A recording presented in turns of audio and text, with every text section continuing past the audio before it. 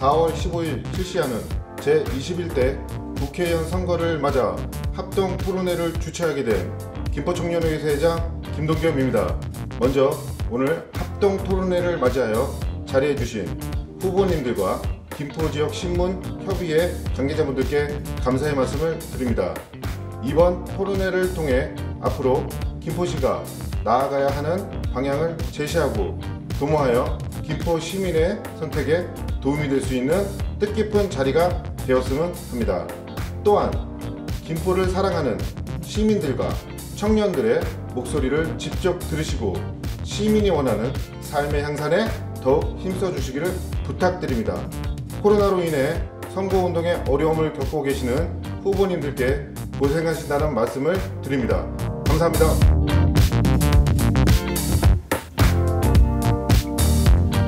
존경하는 김포 시민 여러분, 김포청년회의소가 주관하고 김포지역 신문협의회가 주최하는 제21대 국회의원 후보자 토론 합동토론회 진행을 맡은 양형룡입니다.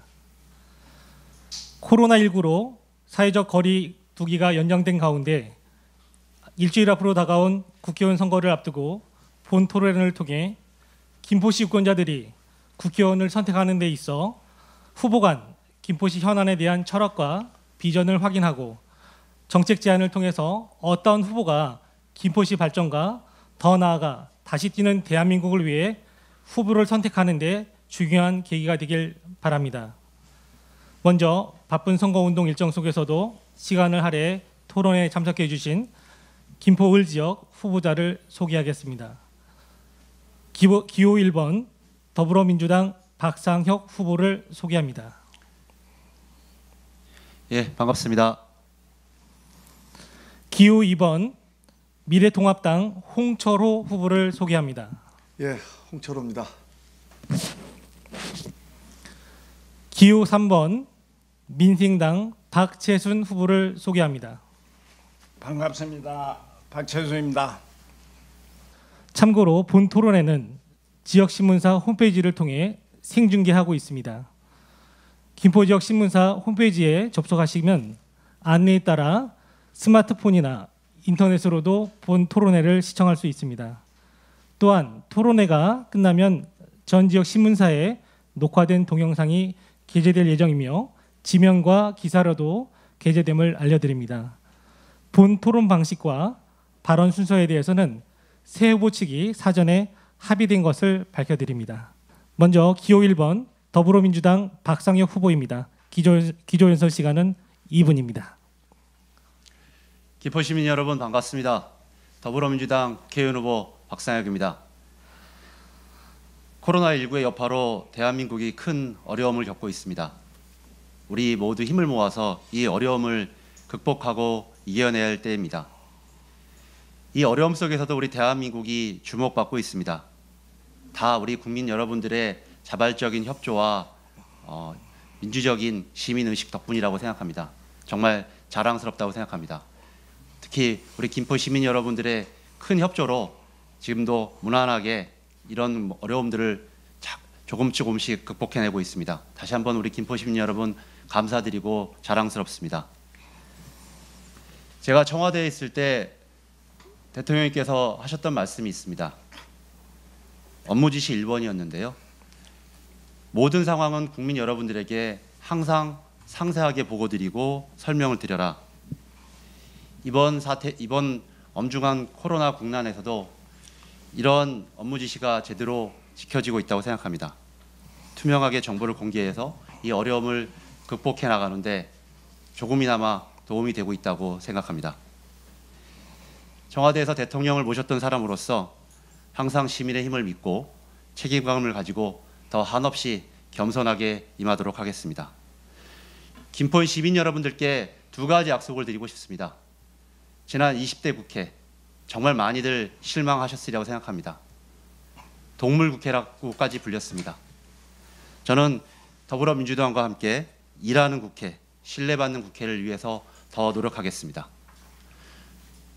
두 번째로 그간 멈춰있던 우리 김포의 성장 엔진, 젊고 역동적인 김포를 위해서 젊고 힘차게 뛰도록 하겠습니다.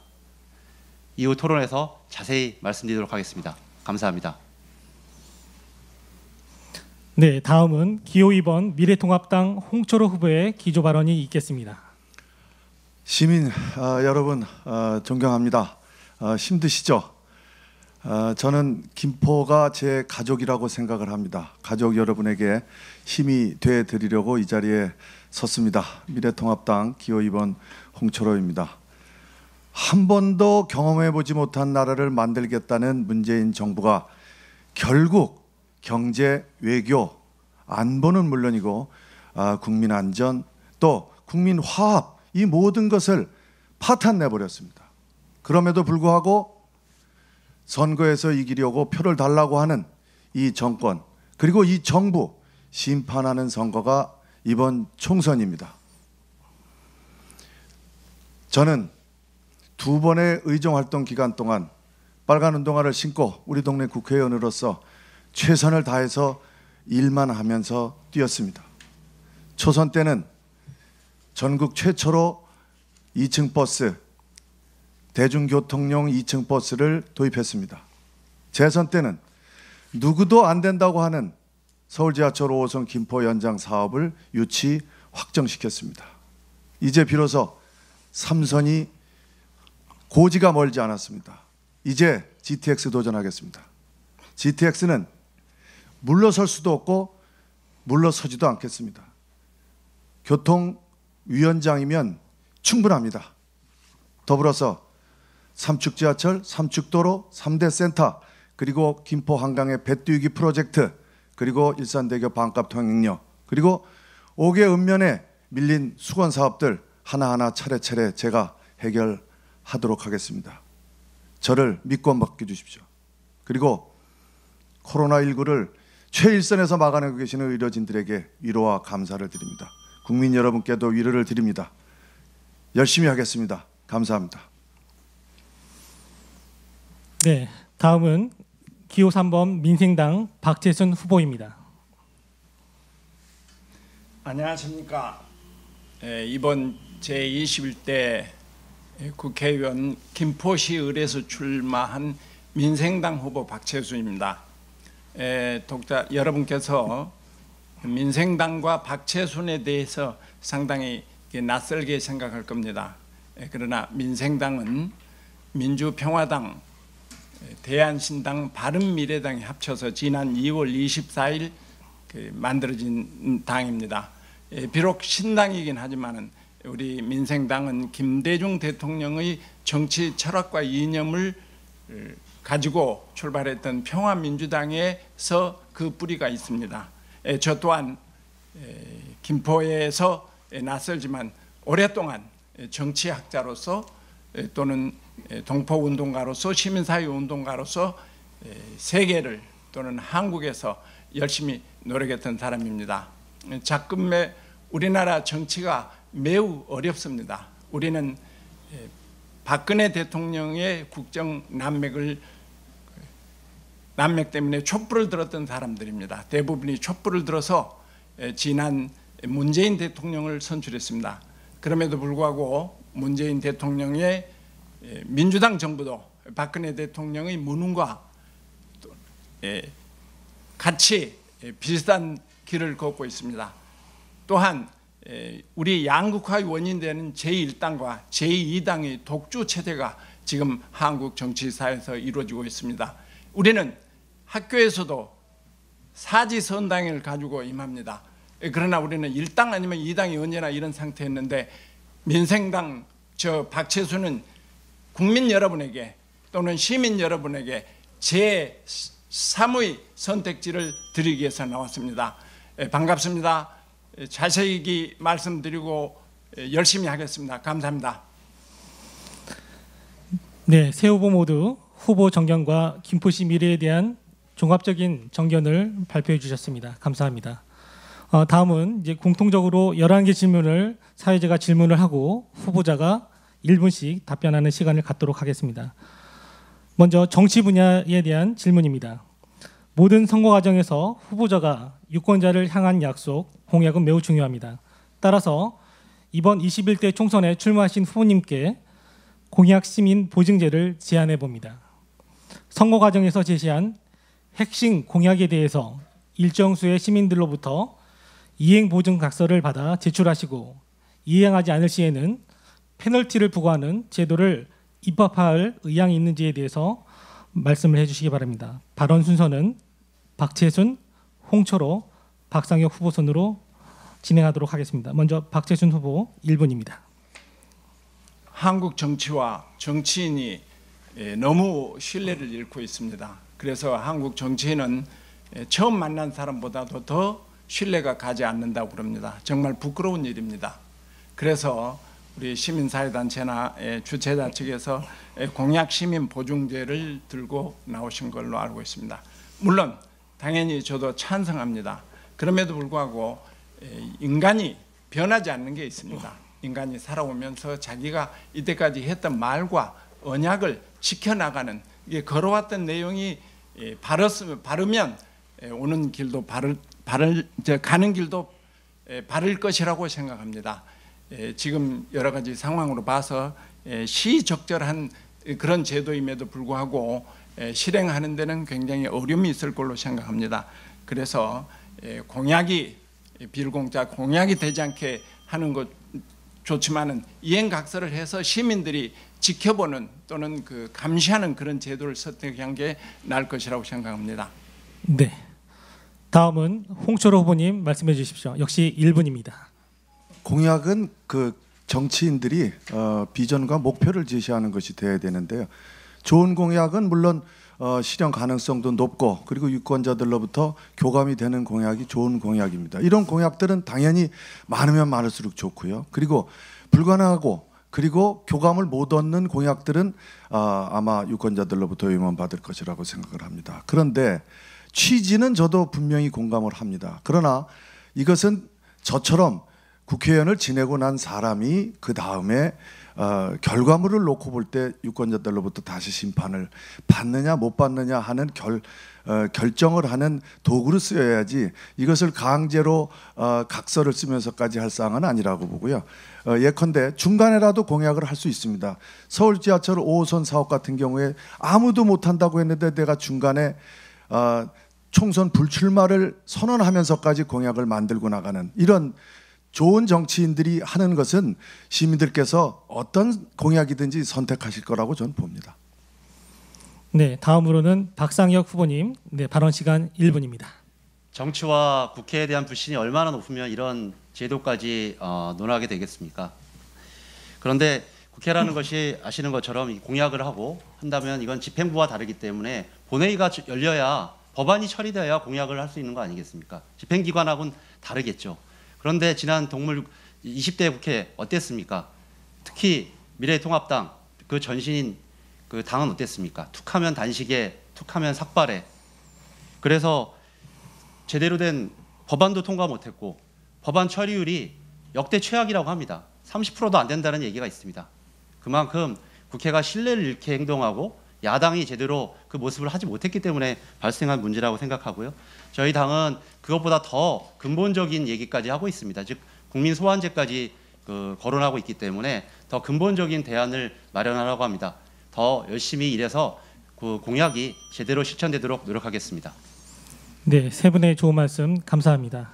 국민에 의한 국민을 위한 이런 정치가 앞으로 계속되기를 부탁드리겠습니다. 계속해서 공통질문 두 번째로 정책 분야 질문입니다.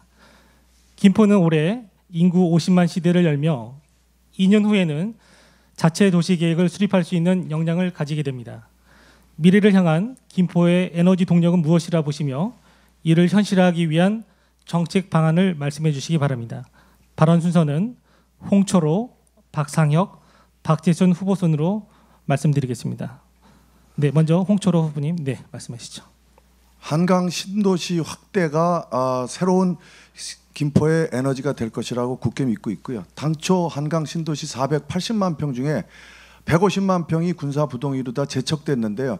이것을 완성시킬 수 있다면 GTX라든지 김포 한강선 유치가 착공이 아마 상당히 빠르게 진행될 것입니다. 그리고 지금 김포 인구 44만 시대인데 50만이 넘어가면 자체적으로 도시계획 결정권을 갖게 됩니다. SOC라든지 그리고 지구단위 계획을 할 수 있는, 그래서 이런 우리 김포의 위상이 50만 시대와 함께 새로운 에너지를 만들어낼 수 있겠다 이렇게 보고 한강 신도시 추가 개발 확대는 김포시 자체만의 힘으로는 물론 안 됩니다. 그래서 그 부분은 국토부하고 힘 있는 국회의원이 있다면 협의해서 확대를 하고 그것을 기반으로 해서 우리가 염원하고 있는 GTX 이런 교통 문제까지도 함께 해결할 수 있으면 좋겠다 이런 생각입니다. 네, 다음은 박상영 후보님. 네, 제한 시간 1분입니다. 김포의 미래 브랜드가 뭘까 참 많이 고민했습니다. 저는 그것을 한강과 평화라고 생각을 하고요. 이를 실현할 에너지는 즉 사람과 우리 김포가 갖고 있는, 특히 김포 을 지역이 갖고 있는 산업이라고 생각을 하고 있습니다. 제가 청와대 인사수석실에 있으면서 많은 인재들을 발굴하는 역할들을 했습니다. 우리 젊은 김포의 청년들이 더욱더 미래로 뻗어나갈 수 있고, 김포의 청년이라면 누구나 대한민국 그리고 전 세계에서 믿을 수 있다고 한다면 그것이 진정한 가치가 아니겠습니까? 그래서 저는 당선된다면 주니어 보드라든지 이런 제도를 통해서 김포의 젊은 인재들을 양성하는 일을 좀 해보고 싶습니다. 그리고 아시다시피 우리 김포에는 8천여 개의 제조업체가 있습니다. 우리 대한민국의 뿌리 산업을 그리고 산업을 지탱하는 그런 강소업체들도 많습니다. 이런 업체들에게 지원할 수 있는 법과 제도를 만들어서 진정한 우리 산업 대한민국 그리고 자족도시로 발전할 수 있는 김포를 만들도록 하겠습니다. 네, 다음은 박재순 후보님. 네, 발언 시간 시작하시죠. 예, 저는 우리 김포의 에너지를 맨 먼저 사람에서 찾습니다. 김포에 거주하는 대부분의 젊은 층이 우리 자산입니다. 에너지입니다. 이 젊은 층을 어떻게 활용해서 그들이 어떻게 자발적으로 일할 수 있는가 하는 동력을 부여해 주는 게 정치의 일이고 그 에너지를 활성화시키는 방법이라고 생각합니다. 또한 김포는 제가 여러 곳을 돌아다녀 봤습니다만은 김포처럼 자연이 우수한 곳이 많지 않습니다. 산과 강과 바다가 어울려 있는 김포의 자연 환경을 잘 유지한다면 좋은 결과가 있을 거라고 생각합니다. 남북 관계가 우리의 에너지며 또한 조헌 선생님 같은 그런 충절이 우리 김포 정신의 에너지 일종이라고 생각합니다. 이분들의 정신을 살려서 이 많은 자연과 인간과 충절을 살려서 김포가 발전하는데 에너지로 활용해야 하겠다는 생각을 가지고 있습니다. 네, 새 후보님들 김포의 성장 동력에 대해서 신도시 확대, 인재 개발, 또 남북 관계 이런 면에서 말씀을 주셨습니다. 이러한 성장 동력이 앞으로 21대 국회에서는 적극적으로 반영되기를 기대합니다. 공통 질문 세 번째로는 교통 관련 사항입니다. 김포 방화와 서울 방화와 김포를 연결하는 가칭 한강선이 지난해 11월 광역교통 2030 계획에 반영되어 큰 기대를 갖게 됐습니다.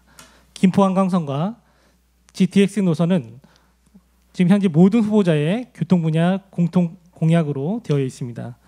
김포 한강선 조기 착공과 GTX D 노선 확장에 대해서 어떠한 노력과 정책적 대안으로 접근하실지 이에 대해서 입장을 말씀해 주시기 바랍니다. 발언 순서는 박상혁, 박채순, 홍초로 후보 순입니다. 먼저 박상혁 후보님, 네, 말씀하시죠.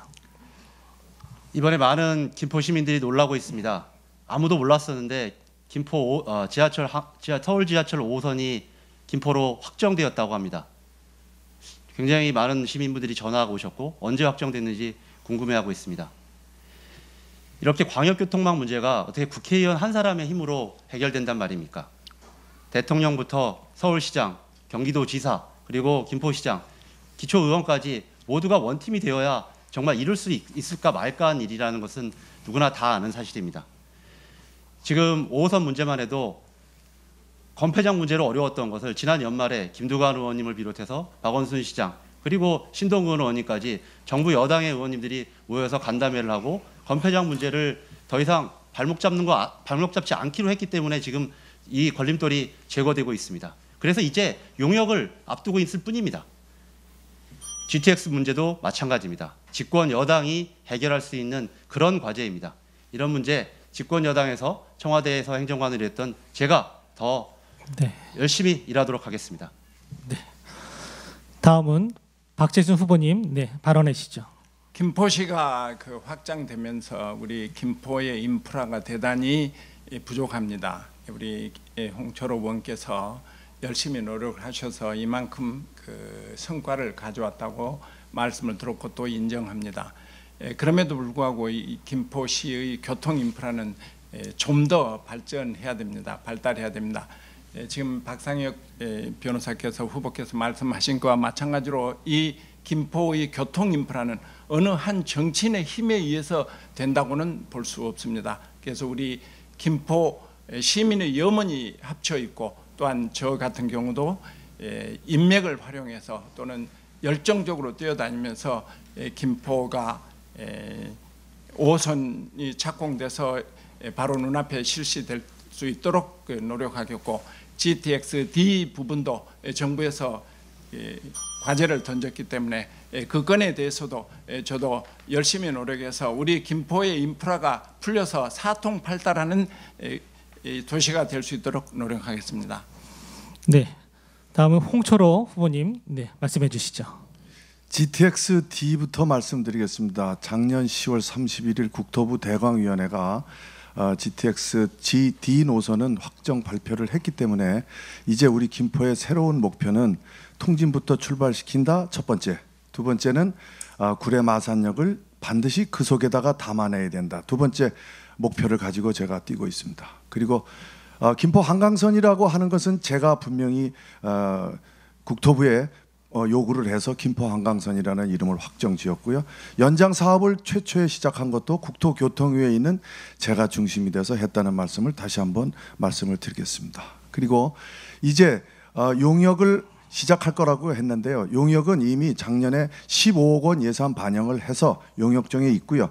이제 금년 말에 제4차 국가 교통계획 시행 계획에 담아내기만 하면 됩니다. 이제부터는 시간과의 싸움입니다. 김포 한강선 빠르게 예비 타당성 검토 시작해서 기재부를 설득해서 이제부터는 착공하는 데 전력을 다하겠습니다. 네, 새 후보님들이 아마 김포 시민이 바라는 정치가 김포 교통 문제가 해결하는 그게 첫 번째 과제가 아닌가 생각됩니다. 공통 질문 네 번째에 사회 분야 질문 드리도록 하겠습니다. 최근 텔레방 N번방 사건으로 대표되는 음란물 제작 및 유포가 심각한 사회 문제로 지적되고 있는 가운데 이에 대한 신상 정보 공개 등 근본적인 대책을 국민들은 원하고 있습니다. 텔레그램 N번방 사건을 비롯한 아동 학대와 아동 청소년 음란물로부터 보호하고 몰카 등으로 인한 여성을 보호하기 위한 입법 활동이 필요한 시점입니다. 당선이 되신다면 어떠한 입법 활동을 추진하실지 말씀해 주시기 바랍니다. 발언 순서는 박재순, 홍철호, 박상혁 후보 순입니다. 먼저 박재순 후보님, 네, 말씀해 주시죠. 예, 제가 외국에서 외국인들을 상대로서 한국 정치 발전과 산업화에 대해서 강의했습니다. 그리고 IT 산업의 발달에 대해서 이야기했습니다. 우리 대한민국이 3만 불의 경제로 세계 10위권의 위치를 차지하고 있는 것 또한 자랑거리입니다. 그럼에도 불구하고 우리 사회가 인간이 패폐해지고 황금만능주의적인 그런 사조가 팽배해 있습니다. 이런 현상은 성인들이 사회 성인들이 책임이 있다고 생각합니다. 그럼에도 불구하고 지금 젊은 이 사람들이 그 중에는 공무원도 있고 또는 군인도 있다는 현역 군인도 있다는 그런 충격적인 사실입니다. 아동 문제, 여성 문제 이런 인간의 귀중한 삶을 피폐하게 하는 이런 행위에 대해서는 절대 용서를 하지 말고 가장 강력한 처벌을 해야 된다고 생각합니다. 네, 다음으로는 홍철호 후보님, 네, 말씀해 주시죠. 네, 용어가 좀 많아서 좀 보도록 하겠습니다. 저는 이미 지난 3월에 음란물 제작 유포자 신상 공개 법안을 대표 발의하겠다고 공약했고 보도 자료도 이미 냈습니다. 지난 2018년 조두순 사건과 같이 국민적 공분을 일으키는 아동 학대 사건에 대해서는 국회의 직권에 따라 피의자 신상을 공개할 수 있도록 국회에 법안을 제출한 바도 있습니다. 제가 당선되면 대표 발의했던 법안에 추가해서 음란물 제작 유포자를 포함시키겠습니다.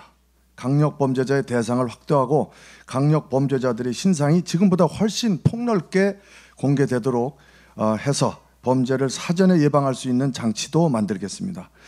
또한 피해자 구제도 중요한 문제입니다. 그래서 이 피해자를 구제할 수 있는 방안, 이것 또한 면밀하게 검토해서 마련토록 하겠습니다. 네, 다음은 박상혁 후보님 말씀해 주시죠.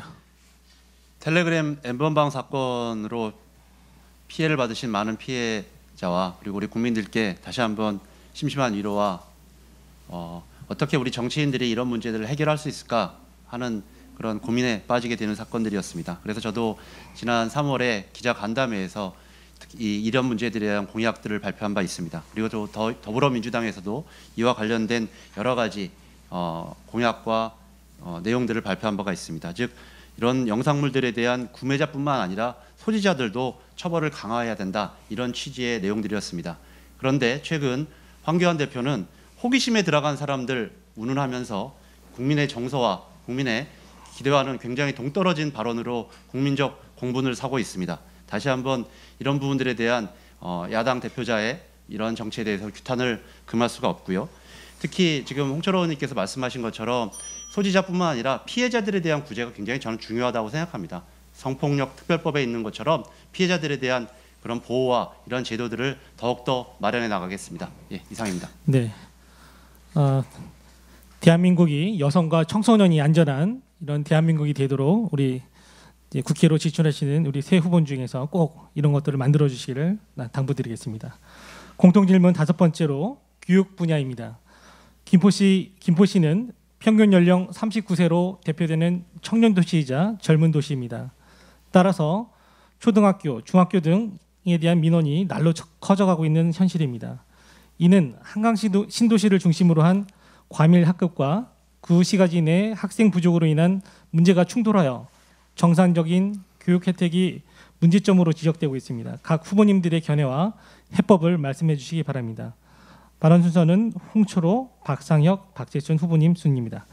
홍철호 후보님, 네, 말씀해 주시죠. 우리 박상혁 후보님 말씀, 우리 황교안 대표께서 그거는 제가 봐도 분명히 잘못된 말씀을 하셨다, 그렇게 생각해서 대신 사과하겠습니다. 제가 은여울 초등학교 설립을 관여해봐서 잘 아는데요. 이게 통상적으로 학교 설립까지는 행정 절차만 6년이 걸립니다. 환경평가, 또 설립 계획, 승인, 이런 것들이 6년이 걸리는데 그러다 보니까 항상 늦습니다. 그래서 이제는 LH와 같은 이런 공기관들이 수시로 매 1년마다 그 학교 설립에 관한 문제들을 교육청에 보고를 하고 이 기간 설립에 들어가는 최소 소요 기간들을 축소할 수 있도록 3년 정도로다가 아마 축소할 수만 있다 하면은 그때 수요 공급 바란스를 맞출 수 있을 것 같습니다. 그래서 우선 이 행정 절차에 소요되는 시간 문제를 해결할 수 있도록 입법을 해줘야 되겠다 하는 생각을 가지고 있습니다. 네, 다음은 박상혁 후보님, 네, 발언해 주시죠. 예, 2019년 기준으로 우리 김포시의 유치원, 초등학교, 중등학생 수가 약 6만 3천 명입니다. 그리고 2015년 이후 매년 3천 명씩 지금 늘어나고 있는 것이 현실입니다. 학교가 계속 공사장으로 변하고 있습니다. 다행히 김포시장님을 비롯해서 많은 우리 시도위원님들의 노력으로 마산중학교라든지 그리고 마산중학교가 4월 교육부 중투를 예정되어 있고 구례초등학교가 9월 개교에 예정해 있습니다. 그리고 문양동 초중병설학교와 또 고등학교가 중투를 앞두고 있습니다. 이런 학교 신설의 문제, 지금 말씀하신 것처럼 6년의 긴 시간이 걸립니다. 우리 이재정 교육감을 비롯해서 유은혜 장관님, 우리 집권 당과 또는 교육감님과 함께 이런 문제 풀 수 있도록 더욱더 노력해 나가겠고요. 특히 단기적으로는 또 아이들이 먼 거리에 통학을 하는 경우가 많습니다. 통학 안전을 위한 그런 법안도 준비 중에 있습니다. 네, 다음은 박재준 후보님 말씀해 주시기 바랍니다. 한강 신도시로 이사 와서 가장 행복하고 즐거운 모습이 어린 학생들이 많다는 것입니다. 시골 다른 지역에 가면 어린아이 울음을 들을 수가 없고 학생들을 볼 수 없는데 우리 한강 신도시는 그만큼 행복하다고 하겠습니다. 그러나 행복하지만은 부모들 입장에서는 그 교육 문제가 대단히 큽니다. 이 교육 인프라가 그 제대로 마련되어 있지 않아서 이걸 그 준비하는 게 정치인과 모든 분들의 일이라고 생각합니다. 저는 교육자로서 오랫동안 예를 들어서 푸른솔 중학교에 가서도 강의를 해봤고 이 학생들이 생기발랄하고 그 뛰어난 그 자질을 보면서 늘 기쁘게 생각합니다만은 교육 문제, 인프라 문제를 빨리 정치인들이 해결해야 된다고 생각합니다. 한계가 있겠지만은 저쪽에 5개 읍면동에서는 또 학교가 남아돌고 여기서는 부족하고 해서 교류하면서 연구해서 우리 그 교육이 제대로 인프라를 갖출 수 있도록 하는데 최선을 다하겠습니다. 네, 다음은 자유토론 시간입니다. 자유토론은 먼저 세 후보가 원하는 상대 후보에게 각각 질문, 답변, 재반론, 재답변을 번갈아 하도록 하겠습니다. 주제는 자유이며 인신공격이나 토론 주제에 적합하지 않다고 판단될 시에는 사회자의 권한으로 질문과 답변의 내용을 정정하도록 권고하도록 하겠습니다. 자유토론 질문 순서는 박상혁 후보부터 시작하겠습니다. 각 후보에게는 총 5분의 발언 시간을 드리겠습니다. 후보들께서 자신에게 주어진 5분을 지혜롭게 사용해 주시기 바랍니다. 먼저 박상혁 후보를 지정하여 질문을 해주시기 바랍니다. 예, 박상혁입니다. 먼저 홍철호 의원님께 좀 질문을 드리고자 하는데요. 홍철호 의원님은 지역에서도 여러 가지 그 신중하고 또 여러 가지 그 염치를 아는 정치를 표방하시면서 굉장히 존경을 받으시는 것으로 알고 있습니다. 근데 이번에 제가 그 책자형 공보에 나와 있는 것을 보고서 좀 궁금한 게 있어서 하나 좀 여쭤볼 게 있어가지고 갖고 나왔습니다. 그 보이시는 것 같은데요. 여기 보면은 책자형 공보 보실지 모르겠는데 책자형 공보 7페이지에 보면 이 월곶면에 월곶 복합 커뮤니티 센터 건립 계획 확정 이렇게 나와 있는데요. 이게 어떤 것을 의미하는지 좀 먼저 좀 여쭙고 싶거든요. 복합 커뮤니티 센터는 지금 그 김포시에서 추진을 하고 있는 건데요. 말 그대로 복합입니다. 이제 그 안에서 운동 시설도 할 수 있고 또 문화 센터 기능도 할 수 있고 그런데 이제 그것이 이제 나중에 예산 집행이 되는 과정에 있어서 분명하게 이제 국비 지원이 수반돼야 될 거라고 보고 있습니다. 근데 여기 분명히 그 제가 왜 이걸 묻게 되냐면 해냈습니다 하면서 이렇게 확정이라고 되어 있는데 제가 저희 시도위원님들한테도 여쭤보고 했더니 전혀 모르시는 거예요, 이 문제를. 그래서 제가 김포시에 그걸 요청을 드렸어요. 했더니 이게 어떤 건가 했더니 좀 봐주셨으면 좋겠는데 이거군요. 이게 작년도에 김포 이 월곶면 발전협의회를 중심으로 해서 이 복합 커뮤니티 센터를 우리 행안부에 신청을 했습니다. 특수 상황 지역 개발 신규 사업 신청을 했는데 8월 20일 날 그 신규 사업 미확정으로 탈락했습니다. 그런데 이게 어떻게 해냈습니까에 확정되는 사안인지 우리가 공약과 관련되어서 정치적인 수사나 뭐 유사한 표현으로 해결할 수가 있는데 아시는 것처럼 우리 공직선거법은 굉장히 이런 표현들에 대해서는 엄격한 잣대를 좀 가지고 있다고 생각이 들거든요. 분명히 행안부에 이것이 탈락되었는데 무엇을 해냈는지 그리고 뭐가 확정되어 있는 건지 다시 한번 여쭙고 싶습니다. 다시 한번 잘 확인을 해보시기 바라고요. 이 복합 커뮤니티 센터 건립하는 이 사업은 우리 월곶면의 수건 사업 중에 하나입니다. 그리고 지금 소외된 지역들에 대해서 우리가 어떻게든지 어느 후보든지 같이 힘을 합쳐서 없던 것도 만들어내고 있던 것도 좀 더 발전적으로 할 생각을 저는 했으면 하는 바람을 가지고 있고요. 작년에 탈락했다고 하는 것은 이 사업이라고 하는 것은 항상 연장선상에 있는 겁니다. 그래서 계속 추진 사업으로 진행을 해줘야지 이것을 어느 부서에서 답변을 가지고 얘기하시는지 제가 확인을 좀 부탁드리겠습니다. 아까 제가 말씀드린 그 부분에 대해서 우리 박 후보님도 이 문제를 포함해서 이제 좀 더 우리 소외된 지역이 5개 읍면이라는 것을 좀 유념해 주셨으면 하는 바람입니다. 예, 당연하죠. 저도 힘을 모아서 이런 사업들을 해나갈 것이고요. 여러 가지 뭐 미흡한 과제들 또 그리고 사업들이 그 해에 안 되면 또 다음에도 추진할 수 있고 하는데 이거는 굉장히 엄격한 법의 문제를 야기할 수 저는 뭐 저도 변호사지만 야기할 수 있겠다라는 생각이 들고요. 해냈다. 그리고 성과를 해냈다와 이것이 분명하게 탈락한 것은 명백하게 다른 겁니다. 그래서 제가 이것을 구글에도 검색을 해보니까 그 경기도 시흥에도 월곶이라는 똑같은 곳이 있습니다. 거기에 12월에 이런 월곶 복합 커뮤니티 센터가 개관했다라는 것이 있어서 혹시나 이것을 착각하신 것이 아닌가 할 정도로 좀 의아했고요. 왜냐하면 명백하게 탈락한 사업을 가지고 해냈다, 자기의 성과로 얘기한다는 것은 굉장히 우리 홍 의원님처럼 굉장히 좀 언행에 신중하신 분인데 굉장히 좀 당황스럽다라는 생각을 들게 되고요. 두 번째 문제가 있습니다.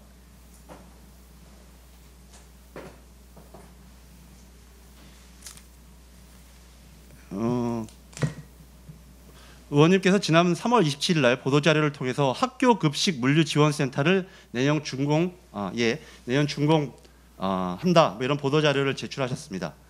그런데 제가 또 우리 김포시 의원님들한테 말씀을 여쭤봤더니 이것과 관련돼서 우리 미래통합당 의원님들이 지난 상임위와 본회의 처리 과정에서 동의안에 대해서 부결을 하셨고 본회의를 과정에서는 전원 퇴장을 하셨던 사안입니다. 우리 김포시 언론인들 많이 알고 계시는 사업으로 기억하는데요. 그런데 이거를 뭐 의원님과 관련되어서 착공한다라고 성과라고 얘기하신다면 어떻게 시의원님들하고 전혀 손발이 안 맞으시는 건가요? 그렇지. 예, 그렇지 않습니다. 이것 또한 여러분께서 아시는 바와 똑같습니다. 지금 저 준공 일정대로 진행시킬 각오를 가지고 있고 우리 시의원들도 똑같은 지금 생각 가지고 있습니다. 네, 추가로 하는 것은 또 나중에 마지막에 또 그 자유토론 시간에 또 진행하도록 하겠습니다. 다음은 박재순 후보님, 주어진 시간은 5분입니다. 저는 그 연동형 비례대표에 대해서 많은 노력을 했습니다. 지난번에 그 연동형 비례대표가 국민이 투표한 그 지지가 바로 의석과 연결되는 그런 제도입니다. 그래서 연동형 비례대표를 실시하게 되면 청년 또는 그 노동자, 소시민, 소상공인, 학생 여러 계층에서 수는 많지만은 자기 대리인을 그 국회에 진입시키지 못한 그 여러 그 집단에서 국회에 진입할 수 있는 그런 제도며 길을 터놓은 겁니다. 그런데 이번에 제1 야당인 미래통합당과 더불어민주당에서 이 연동형 비례대표에 대해서 사실상 폐기에 가까운 그 아마 누더기로 만드는 그런 그 정치를 하고 있습니다. 그래 두 분에게 물어보겠습니다. 박상혁 후보는 연동형 비례대표에 대해서 취지가 어떤 것이며 또는 왜 연동형 비례대표를 그 당에서 더불어민주당에서 폐기와 실패했느냐? 미래통합당에서 그 새로운 미래한국당의 그런 제도를 마련하니까 위성 정당이라고 해서 엄청나게 비판을 하고 했었는데 더불어민주당은 2개나 만들었습니다. 이 점에 대해서 말씀 좀 해주시면 고맙겠습니다. 우리 다 아시는 것처럼 연동형 비례대표제를 추진하고 했던 배경들이 있습니다. 즉 국민들의 올곧은 의사를 민의를 반영하려고 했던 것이 그래서 국회를 구성하자고 하는 것, 그 지역구와 더불어서 연동형 비례대표제를 통해서 하자는 것이 오랫동안의 우리 국민들의 정치 과제였습니다. 그래서 지난 과정을 통해서 연말에 통과를 했었고요. 그런데 안타깝게도 전혀 생각하지도 못했었는데 미래통합당에서 전혀 생각하지 못했던 이런 순수한 제도의 취지를 훼손하는 위성정당을 만들었습니다. 참 안타까운 일이라고 생각이 들고요. 그래서 저희 더불어민주당에서 여러 고민들과 토론들이 있었습니다. 그래서 전당원 투표까지 가면서 이 문제를 어떻게 해결할 것인가 많이 고민을 했습니다. 결국 그런 과정들을 통해서 정말 안타깝지만 이런 지금 더불어 시민당을 만들 수밖에 없는 그런 상황들이 갔습니다. 저는 이 책임은 위성정당을 통해서 국회를 또 한 번의 민의를 왜곡하려고 하는 미래통합당에게 다시 한번 전적으로 있다는 생각이 들고요. 지금 박재선 후보님께서 말씀하신 것처럼 2개나 만들었다고 말씀하셨는데 저희들이 뭐 2개를 만든 바는 없습니다. 저희들이 관련되어진 것은 뭐 분명하게 다른 정당이기 때문에 특별하게 다시 2개라는 것은 좀 정정이 필요하다는 생각이 들고 이러한 이번 연동형 비례대표제의 취지를 훼손하는 미래통합당의 행동에 대해서는 굉장히 유감으로 생각하고 있습니다. 예, 그러니까 이렇습니다. 도둑을 잡자는 경찰이 저 사람이 많이 도둑을 해 가니까 장무를 하니까 나도 장무라비가 돼서 같이 도둑을 하겠다. 그러니 먼저 도둑질 한 사람이 잘못 아니냐 뭐 이렇게 느껴지는데 시민들이 생각할 때는 그렇게 느껴지는데 그 점에 대해서는 어떻게 생각합니까? 간단하게 말씀 좀 해주세요. 우리 박상혁. 저요? 네. 또 현실 정치라는 문제에 있어서 국회라는 것들은 법안을 또 통과해야 되고 이런 문제들이 있습니다. 그러다 보니까 뭐 고육지책에 가깝게 여러 가지 갑론을박이 있었고 그런 과정에서 우리 당원들의 좀 선택이었다라는 점 다시 한번 강조드립니다. 네, 잘 알겠습니다. 그러면 우리 홍철호 의원께서 우리 박상혁 후보가 그 가장 전적인 책임은 미래통합당에 있다 이렇게 하는데 어떻게 생각하십니까? 달걀이 먼저냐 닭이 먼저냐 하는 이야기라고 저는 봅니다. 저희 당은 당초에 지금의 이 선거법, 국회의원도 모르는 선거법, 국민 아무도 계산해낼 수 없는 이 선거법에 원한 반대를 했던 이유가 바로 이런 결과가 초래될 것이다 라는 것을 예상하고 어느 의원께서는 손에 장을 지진다 할 정도로 우리가 이야기를 하면서 반대했던 것입니다. 근데 결과가 어떻게 됐습니까? 그대로 됐습니다. 저는 우리 더불어민주당이 가장 잘하는 말이 이겁니다. 기회는 공평하고 과정은 공정하고 그리고 결과는 정의로울 것이다. 아니 4+1 협의체 만들어가지고 군소 정당들 네, 마무리 발언. 예. 군소 정당들하고 야합해가지고서 할 때는 어디 가고 다 해놓고 공수처까지 해서 다 통과시키고 나니까 이제 슬그머니 자기네 손해보는 짓은 안 하는, 그래서 이른바 정의당 같은 군소 정당들이 분노하게 하는 이런 것이 과연 공정한 것인가? 네, 더불어민주당이 추구하는 정의인가? 심히 의심스럽다는 말씀으로 대신하겠습니다. 네. 토론 중에 이제 좀 모자라는 것은 이제 뒤에 토론 시간이 또 있으니까 그 시간을 또 충분히 활용하길 바랍니다. 다음은 홍철호 후보님입니다. 후보 지정하시고 저희 토론 시작하겠습니다.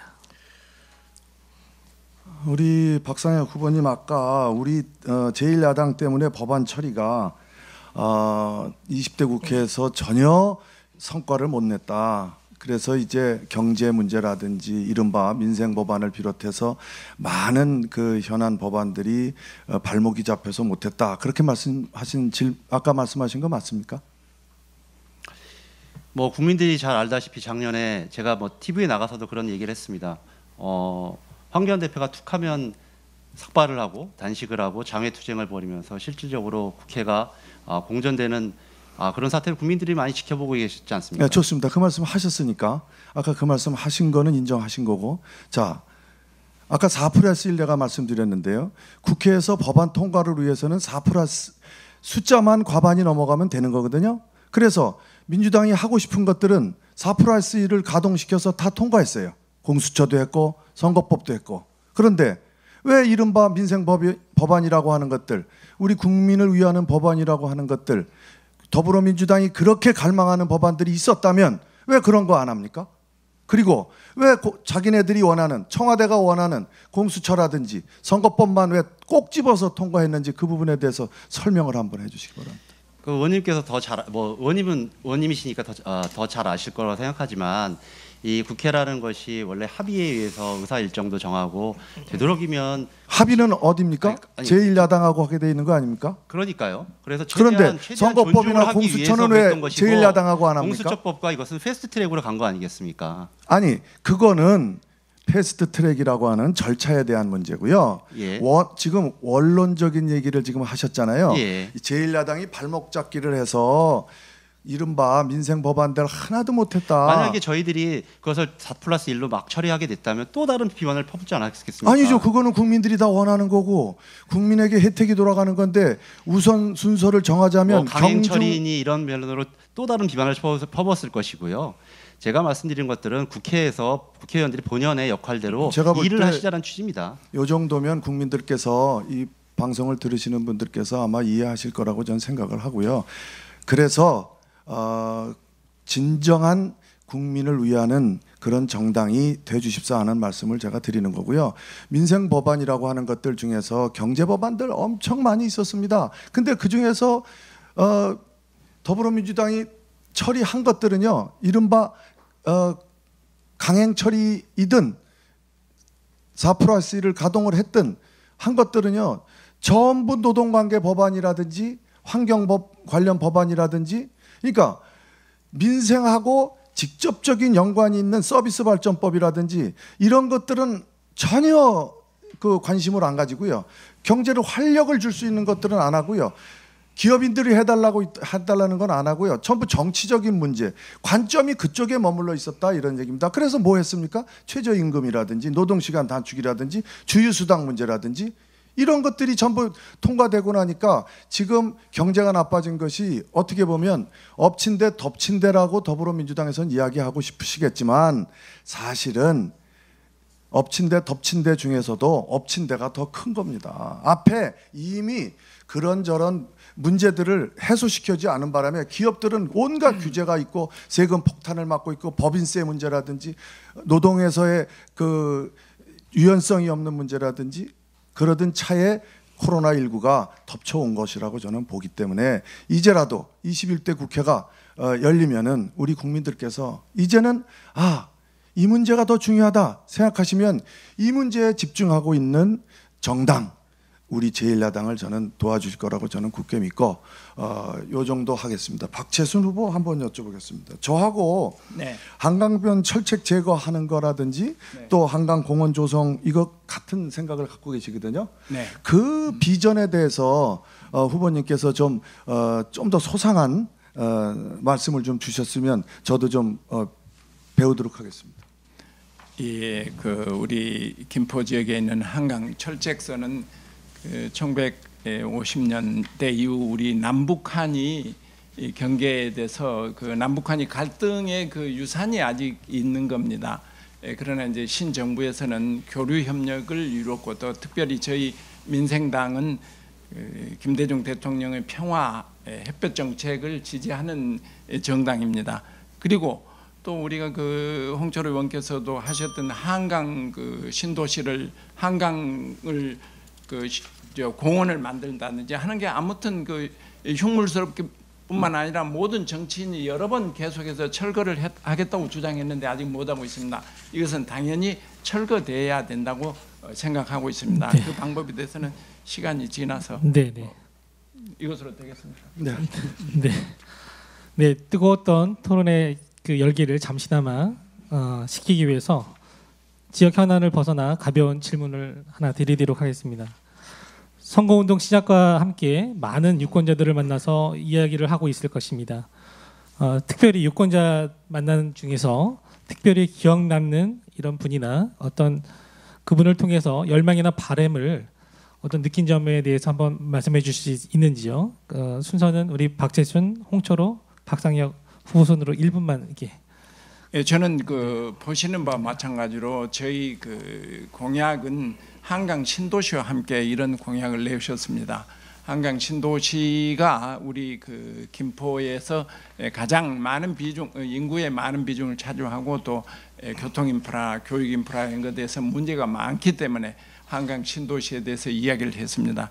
그러나 저는 그 한강 신도시뿐만 아니라 5개 읍면동의 5개 읍과 면 지역의 그 농업 발전에 대해서 상당히 많은 생각을 가지고 있습니다. 우리 지금 이번에 코로나 사태도 보는 바와 마찬가지로 각국은 농업을 식량 무기화하고 있습니다.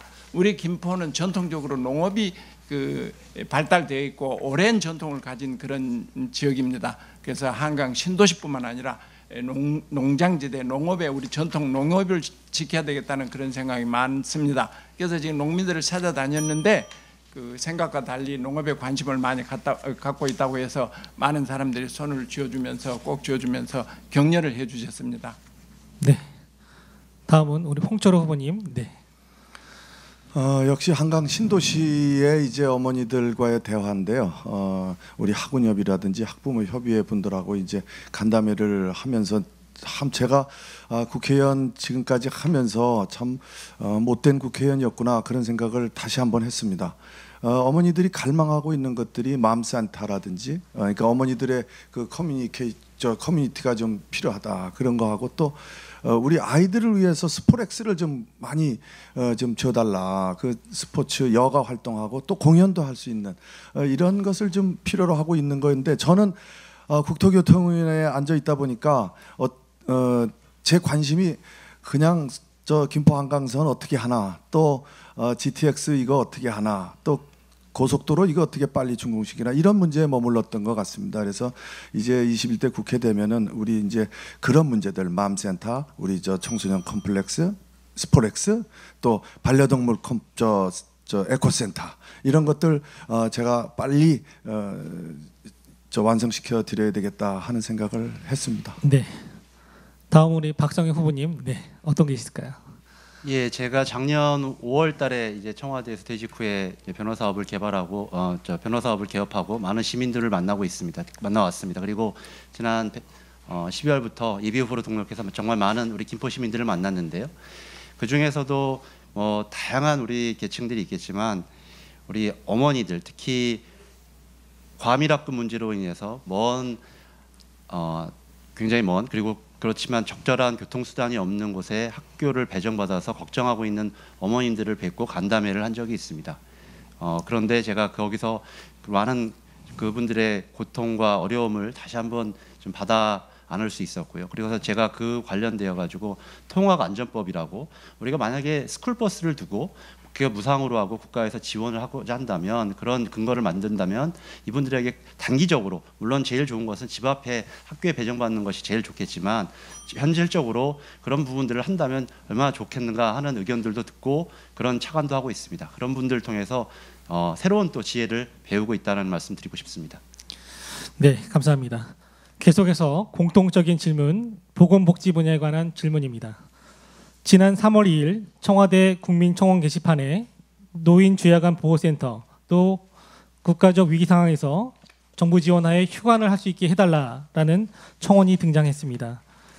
이번 코로나19 사태와 관련하여 정부와 지자체가 위탁하는 사회복지시설과 법인은 예산을 지원하고 휴관한 반면 개인 사업자가 운영하는 주야간 보호센터는 스스로 지심해라 하라는 입장입니다.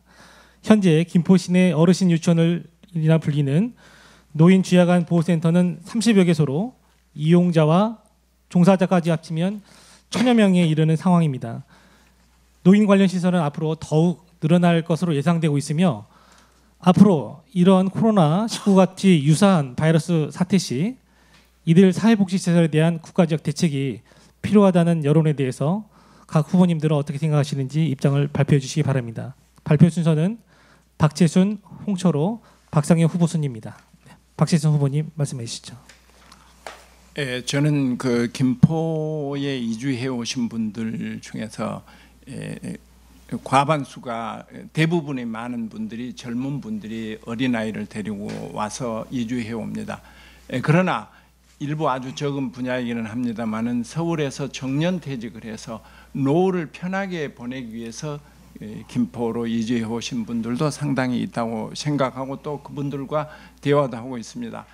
이 서울 근교에서 우리가 김포가 위성 도시로서 서울의 위성 도시로서 있지만 주거 문제가 해결이 된다면 또는 그 노인의 복지 문제가 해결이 된다면 분명히 어르신들이 김포를 찾아와서 안정되고 안락한 노후를 보낼 수 있지 않겠느냐 하는 생각이 들어서 제가 만약 국회의원이 된다면 저도 노인 세대로서 노인에 대한 정책을 특별히 신경을 써서 많이 발굴하고 그들을 지지하고 그들이 편안하게 생을 마감할 수 있는 그런 제도적인 장치와 법을 만들겠다 하는 것을 약속하겠습니다. 네, 다음은 홍철호 후보님 말씀해 주시죠. 2024년이면은요 우리나라가 초고령 사회로 진입하게 됩니다. 아시는 바와 같이 이제 초고령 사회는 65세 이상 인구가 전 국민의 20% 이상을 점하게 되는 상태를 말하는데요. 지금 노인 장기 요양 기관들이 수가가 지금 낮아가지고 오히려 서비스를 지금 포기할 위기에 처한 데들이 상당히 많이 있습니다. 장기 요양 그 보험 수가 이거 1차적으로 인상시켜 드려서 이 기관들이 포기하지 않도록 해줘야 되고, 그리고 두 번째는 이제 이 시스템 정비를 좀 해주면서 인력을 양성해야 됩니다. 노인 전문의 또 전담 간호사 또 간병인 이런 분들하고 이런 분들이 국가에서 이제 체계적으로 양성을 해서 누구나 다 이제 앞으로 초고령 사회에 한 사람이 될 수밖에 없는 거 아닙니까? 그래서 이 부분은 국가 재난에 준하는 상태로 앞으로 관리하지 않으면 재앙 수준으로 다시 올 것이다. 그래서 이것은 국회가 어쩌면 21대 국회가 열리면 바로 이 부분에 대한 손질을 해야 될 걸로 보고 있습니다. 네. 다음은 우리 박상혁 후보님 말씀해 주시죠. 예, 그 노인 주야간 센터는 우리 노인 장기 요양법에서 지정한 사립 요양 시설입니다. 예, 민간에서 운영하는 이 사회복지 시설이 우리 홍 의원님 말씀하신 것처럼 이 초고령 사회로 접어드는 우리 대한민국에서 굉장히 중요한 역할을 하고 있고 사회복지 시설의 한 축을 담당하고 있다고 생각합니다. 그런데 지금과 같이 이런 코로나19와 같은 바이러스 사태 정말 있어서는 안 되고 앞으로도 더 예방을 잘해야 되겠지만 이런 상황들이 혹시라도 또 재발할 가능성도 우리 충분히 있습니다. 그렇기 때문에 그러한 필요한 법 제도 이런 요양시설에도 국가가 지원을 하고 할 수 있는 근거들을 좀 마련해야 내야겠다. 이것이 21대 국회의 과제이고요. 지금 이번 코로나19 사태로 그동안 우리가 생각하지 못했던 부분에 있어서의 여러 가지 대비책들이 굉장히 필요합니다. 그런 부분 중에 대표적인 예가 아닐까 저는 생각을 하고 있습니다. 네. 네, 국가적 위기 상황에서는 모든 취약계층 어르신들 포함해서 모두가 소외되지 않고 안전하게 보호받는 것들이 아마 기본이고 아마 최우선이지 않은가 생각됩니다. 계속해서 을지역 관련 문화 분야 질문입니다. 김포는 강과 바다의 도시라고 할 만큼 각종 내륙 수로와 함께 한강은 김포시의 미래 자산입니다. 한강을 김포의 미래 자산과 문화 공간으로 접목하기 위한 전략적 방안과 김포만의 특색이 있는 문화 브랜드를 창출하기 위한 방안이 있다면 말씀해 주시기 바랍니다. 특히 을지역인 경우 한강 신도시를 조성하여 수로도시 김포의 상징으로 만들어진 김포중앙수로 등 라비린트 일대 수로가 시민들로부터 외면을 받고 있습니다. 한강과 내륙수로를 연결하여 수로도시 김포의 위상을 올릴 수 있는 방안이 있다면 어떤 것이 있을지 각 후보님들께서는 말씀해 주시기 바랍니다. 발표 순서는 홍철호, 박상혁, 박재순 후보 순으로 진행하겠습니다. 먼저 홍철호 후보님 말씀해 주십시오. 저는 한강이라고 안 하고 늘 김포 한강이라고 얘기를 하고 있는데요. 이 김포 한강은 김포의 어마어마한 자산입니다. 이제 내년이면 전류리 포구소부터 일산대교 구간 8.1km가 철책이 제거될 계획으로 있습니다. 확정이 됐기 때문에요. 자, 이것을 통해서 이제 김포 한강에 수중보를 옮겨서 물을 담고 그리고 배를 띄우고 수상 레저 스포츠를 활성화시켜야 됩니다. 그래서 첫 번째는 그런 사업을 해줘야 되고요. 두 번째는 봉송 포천 일대를 온이산리까지 한 5.7km가 됩니다. 여기를 또 한강물로 채워줘서 우리가 얼마든지 수변 가꾸기를 통해서 김포의 브랜드 두 번째 만들 수 있고요. 그리고 세 번째는 랜드마크를 하나 만들어야 됩니다. 조형물을 하나 시민 공모를 통해서 선정을 해서 멋진 조형물까지 하나 한다면은 강에는 배가 떠 있고 봉송 포천에는 또 아이들이 뛰놀고 그리고 공원화가 돼 있고 그리고 조형물 상징 조형물까지 있다면 우리 김포의 브랜드 가치가 훨씬 올라갈 것이라고 저는 자신하고 있습니다. 네. 다음 우리 박상희 후보님, 네 말씀해 주시죠. 예, 제가 아까도 모두에도 말씀드렸지만 우리 김포가 가진 그 미래 브랜드의 키워드는 우리 한강과 평화라고 저는 생각을 합니다. 그래서 그런 중에 여러 가지 자원들이 있는데요. 지금 생태공원과 아트빌리지, 금빛으로 이런 부분들을 연계하고 특히 관광 상품을 개발하는 그런 벨트화도 한번 우리가 더 적극적으로 좀 고민해야 되지 않을까 그런 생각이 들고요. 그리고 저는 세 후보다 공통으로 가지고 있는 의견들이라고 생각합니다. 철책 제거 후에 수변 공원을 잘 만들어서 시민들이 편의시설을 이용할 수 있는 그런 공간으로 만들어야 된다고 생각을 하고요. 그리고 마찬가지로 그 전류리에서부터 그 조강포와 이런 우리 한강 생태 지역에 스페인 산티아고 길처럼 이렇게 걷는 길을 좀 조성을 하게 되면 많은 시민분들이 오시고 외국에서도 많은 관광을 위해서 오실 수 있는 분들이 있을 거라고 생각이 듭니다. 그래서 많은 외국의 관광 수입을 얻을 수 있는 그런 것들도 우리가 적극적으로 고민해봐야 된다고 생각을 하고 있습니다. 네, 다음은 우리 박재순 후보님, 네, 말씀해 주시죠. 네, 저는 특별한 경험을 가지고 있습니다. 그 한강이 어떻게 활용하느냐. 홍철희 의원님도 잘 표현을 하셨대요. 베네치아를 만들겠다. 근데 저는 경험이 있습니다. 저기 아르헨티나의 북부 지방에 그 우루과이하고 통하는 라프라타 강이 있는데 거기서 그 강에 요트나 범선이 굉장히 많습니다. 뭐 몇천 대, 몇만 대가 돼서 그 보통 서민들도 요트나 범선을 타고 우루과이를 거치고 그 대서양을 나가는 그런 그 관광지대가 세계적인 관광지대가 있습니다. 저는 그것을 연장하면서 우리가 북한하고의 교류가 확대되고 이 지역에 대해서 그 문제가 해결이 된다면 대한민국의 김포시가 세계적인 명소가 될 수 있지 않느냐 그런 생각을 해보고 늘 그 흐뭇하게 생각합니다. 앞으로 많은 이제 북한하고 관계가 해결돼야 되고 많은 계획이 있어야 되겠지만은 우리의 자산 중에 하나가 커다란 그 한강이라고 다들 말씀하신 것처럼 그렇게 계획을 세우고 꿈을 꾸고 있습니다. 네. 네, 계속해서 을지역 질문, 환경 분야 질문입니다. 거물대리 사태로 인한 환경 문제입니다. 환경 정의로 인해 전국에서 대표적인 오염 지역으로 알려진 거물대리 환경 사태는 지난해 말 환경부가 김포시의 정화 명령을 통해 이에 대한 후속 조치가 현재 진행 중에 있습니다. 김포시는 사전 단계로 기본 계획을 마련하고 정밀 조사를 거쳐 정화를 실시하게 되는데 규모에 따라 막대한 예산이 소요될 예정입니다. 거물대리 환경 문제는 2015년 거물대리 환경 역학 조사를 담당했던 인하대 연구진이 데이터를 조작했다는 김포지역 신문협회 소속 언론사를 검찰에 고발하였으며 고검과 고등법원을 거쳐 지난해 대법원에서 최종 기각되어 조작 여부가 인정된 바 있습니다. 또한 정화 조치를 앞두고 향후 김포시가 실시할 정밀조사에서 오염 여부가 밝혀지지 않을 경우 거물대리는 해프닝으로 끝날 수도 있습니다.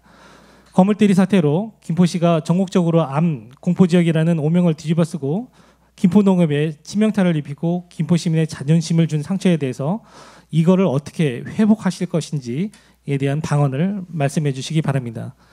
발표 순서는 박상혁, 박재순, 홍철호 후보순입니다. 먼저 박상혁 후보님 말씀해 주시죠. 예, 지금 김포시가 배출 시설 설치 허가 체계를 좀 강화하고 또 관련법 위반 행위자에 대한 지도 점검도 강화하는 것으로 알고 있습니다.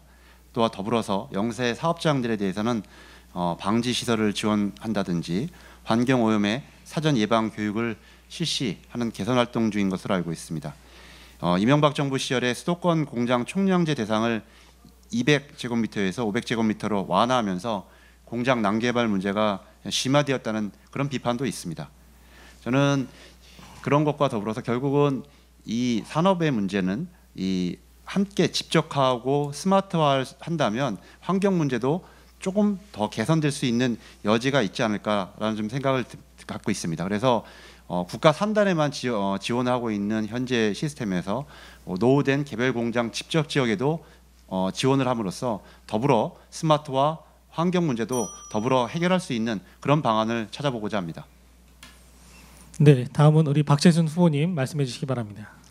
제가 김포에 이주를 해 와서 이렇게 맨 먼저 맞부딪힌 것은 대곤면, 하필이면 대곤면이냐, 김포의 대곤면이냐, 환경이 그렇게 나쁘고 또 그 암까지 유발되는 그런 요인이 있다는데 어떻게 해서 대구까지 갔느냐 이런 말을 많이 듣고 당황한 적이 많이 있습니다.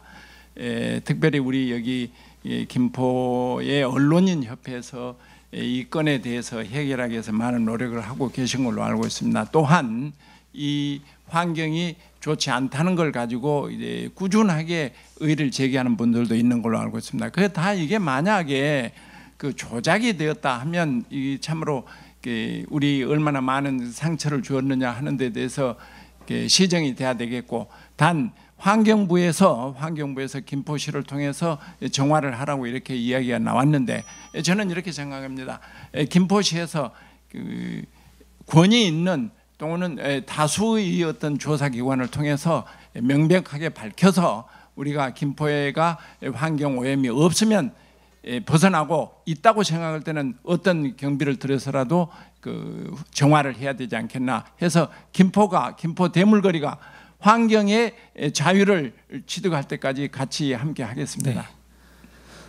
다음은 홍철호 후보님 말씀해 주시기 바랍니다. 거물대리 문제는 대꽃 경제자유구역 지정이 됐으면은 아마 다소나마 숨통이 튈 수 있는 그런 경제자유구역 지정이었는데 불발이 돼서 아쉽습니다.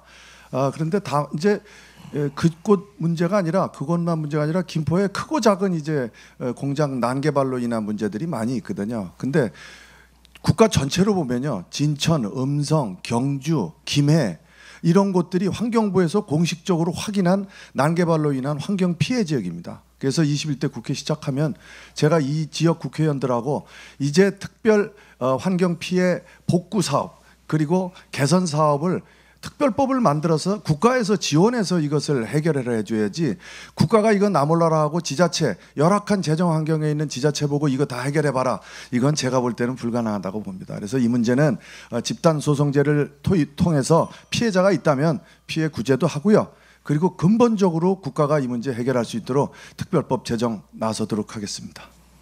네, 계속해서 을지역 분야, 농업 분야입니다. 농업 문제에 대한 정책적 대안입니다. 김포시 농민은 비록 전체 인구의 3%인 13,000여 명에 불과합니다.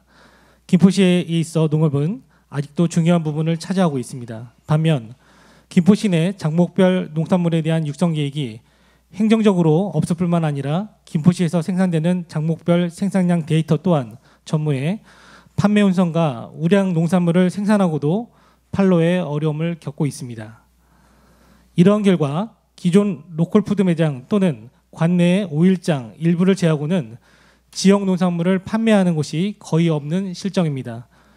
김포 농업과 농민을 위한 정책적 대안을 말씀해 주시기 바랍니다. 말씀 순서는 박채순, 홍철호, 박상영 후보 순입니다. 먼저 박채순 후보님 말씀해 주시죠. 저는 농업하고 특별한 인연이 있습니다. 그 시골서 농업고등학교를 졸업해서 한 10여 년 이상 그 농업에 근무했습니다. 이 얼굴은 농민이 아니지만 그래서 늘 농업에 대해서 생각하고 있습니다. 김포의 농민이 3%, 13,000명이라고 그러는데 이 농업에 차츰 그 연세 잡수신 분들이 그 농사를 지을 수 없는 그런 환경에 도달할 것으로 생각합니다. 그러나 이번에 아까도 말씀드렸지만 최근에 코로나 사태에서 각국의 그 농업 생산물을 그 수출을 금지하고 자기 그 농산물을 가지고 무교하는 그런 추세입니다. 그래서 저는 그 최근에도 스마트 농업에 대해서 관심을 갖고 김포시가 운영하는 엘리트 농업대학교에 가서 공부를 한 적이 있습니다. 그러나 땅이 있고 환경이 있어서 우리 김포는 그 대단합니다. 농업을 가지고 생활할 수 있는 그런 거. 그래서 4차 산업에 접목하고 6차 농업에 접목을 해서 우리가 생산해서 유통과 판매, 생산, 가공, 유통, 판매하는 데까지 농업이 진입해야 된다고 생각합니다. 가능하다고 생각합니다. 네. 다음은 홍철호 후보님, 네, 말씀해 주시죠.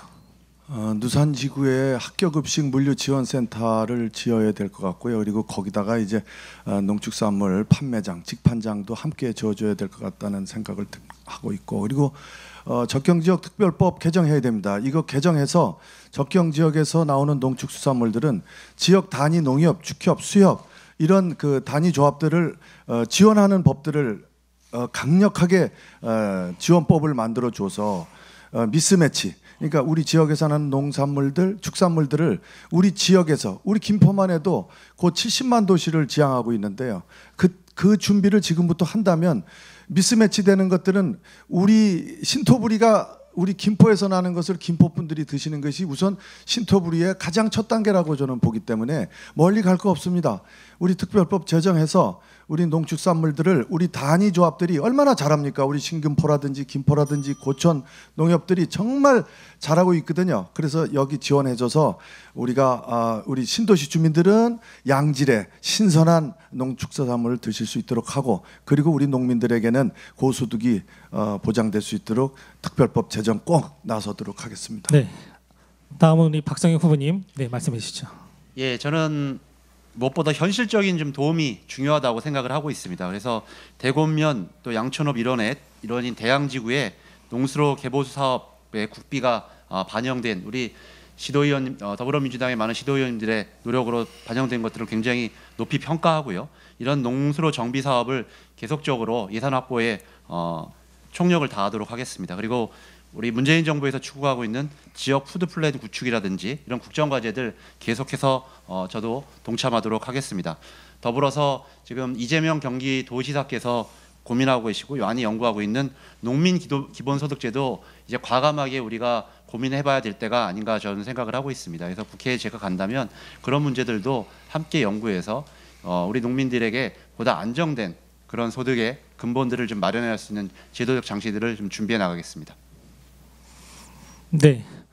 계속해서 을지역 관련 지역 개발에 대한 질문입니다. 2012년 시작된 한강 철책 제거가 서울 시계인 고촌읍 신곡리 방향으로 1.3km 구간만 제거된 채 8년째 제자리 걸음을 걷고 있습니다. 반대쪽 고양 구간은 지난해 철거를 완료한 것과 차이를 보이며 시민들의 기대감을 역행하고 있습니다. 한강 철책 제거를 전류리까지 확대하고 이후 활용 방안 그리고 개발과 보존이라는 가치가 지금 현재 충돌하고 있는 점에서 이 부분에 대한 입장을 밝혀주시기 바랍니다. 발표 순서는 홍철호, 박상혁, 박재순 후보 순으로 발표하겠습니다. 먼저 홍철호 후보님. 올해 정부 예산에 218억이 반영되었습니다. 철책 제거를 하기 위해서 군 감시 장비 보안 사업인데요. TOD를 비롯한 이런 이제 첨단 장비들이 이제 투입되면은 내년부터는 김포시가 자체적으로 철책을 제거할 수 있게 됩니다. 그러면은 그 철책 제거되는 구간에는 우리 김포시가 어떻게 활용할 것인지에 대한 용역이 지금 진행 중에 있습니다. 그래서 올 6월이면은 용역 결과가 이제 종료가 되고 그 용역 결과에 따라서 시행 계획을 이제 세우면 내년에는 철책 제거 그리고 그 이듬해부터는 예산을 투입해서 김포시가 우리 시민들이 활용할 수 있는 한강 공원 개발 사업 충분히 가능하다고 저는 보고요. 우리 시민들께서 지금까지 오랫동안 참으셨습니다. 제가 2015년에 오죽 급했으면 용화사에서부터 일산대교까지 4.2km를 개방 구간으로 결정을 해줬는데도 불구하고 아직 김포시가 그 사업을 진행 못하고 있는 점은 유감이지만 이제라도 늦었지만 조속히 착공 그리고 시민들께서 이용하실 수 있도록 사업 진행 빨리 하도록 저도 독려하겠습니다. 네. 다음은 우리 박상희 후보님, 네, 말씀해 주시죠. 예, 이 문제는 아마 김포 을 지역만이 아니라 김포시에 출마한 많은 후보자들이 같이 공통의 생각들을 갖고 있는 뭐 거의 큰 차이가 없는 내용이라고 저는 생각이 듭니다. 군사보호법, 문화재보호법, 습지보존법 등 다양한 또 법들이 규제가 되고 있고 그래서 많은 분들이 어려움을 겪고 있는 것도 사실입니다. 그런데 이 문제와 관련해서 좀 중요한 문제가 있다면 우리가 참고적으로 2012년도에 그 고촌읍 김포대교 1.3 구간 철책 제거 후에 그 지역이 전오리 습지가 그 낚시꾼들에 의해서 굉장히 훼손되었던 그런 아픈 기억도 우리가 좀 잘 알고 있습니다. 결국 사전에 철저한 대비가 없다면 철책 제거 굉장히 중요한 일이지만 또 굉장한 심각한 훼손을 낳을 수도 저는 있다고 생각합니다. 그래서 지금 여러 가지 예산과 제도 그리고 지자체와의 협력을 통해서 철책 제거하는 것 못지않게 우리가 사전에 철저하게 여기를 어떻게 활용할 건가에 대한 철저한 대비도 굉장히 중요하다. 저는 이렇게 생각을 하고 있습니다. 네, 다음은 박채순 후보님 말씀해 주시죠. 철책에 우리 분단의 상징이 아직 남아 있다는 것은 참 부끄러운 일입니다. 우리 옛날은 그 조강이 그 북쪽에 조강, 남쪽에 조강리가 있었다고 이야기를 듣고 한강 좀 더 내려가면 철책이 그대로 흉물처럼 남아 있다는 것은 그 누구에게 우리 시민뿐만 아니라 정치인들에게도 대단히 좋게 보이지 않는 겁니다. 그래서 철책을 제거한다고 홍철호 의원께서 예산까지 말씀을 하셨으니까 218억의 예산을 들여서 철책을 제거하면 지금 그 박상희 의원께서 후보께서 말씀하신 바 마찬가지로 훼손되지 않고 오염되지 않도록 철저한 대비 그 철책 제거 후에 우리가 주민이 잘 활용할 수 있는 그런 방안도 마련해야 되겠다고 생각합니다. 이 철책이 제거된 후에 관광지나 또는 휴양지로서 그것을 연상할 때 기분이 매우 좋습니다. 시민으로서 빨리 제거되기를 기대합니다. 네, 마지막으로 공통질문 마지막 순서입니다. 김포 청년회의소에 질의를 받아 질문을 합니다. 청년 취업 문제는 다시 말해 먹고 사는 문제는 예나 지금이나 시대의 화두인 것 같습니다. 취업에 많은 국가적 재정이 지원되고 있으나 눈높이 차이, 직업에 대한 기대 가치 차이가 점점 스펙에 대한 요구는 높아져 가고 있습니다.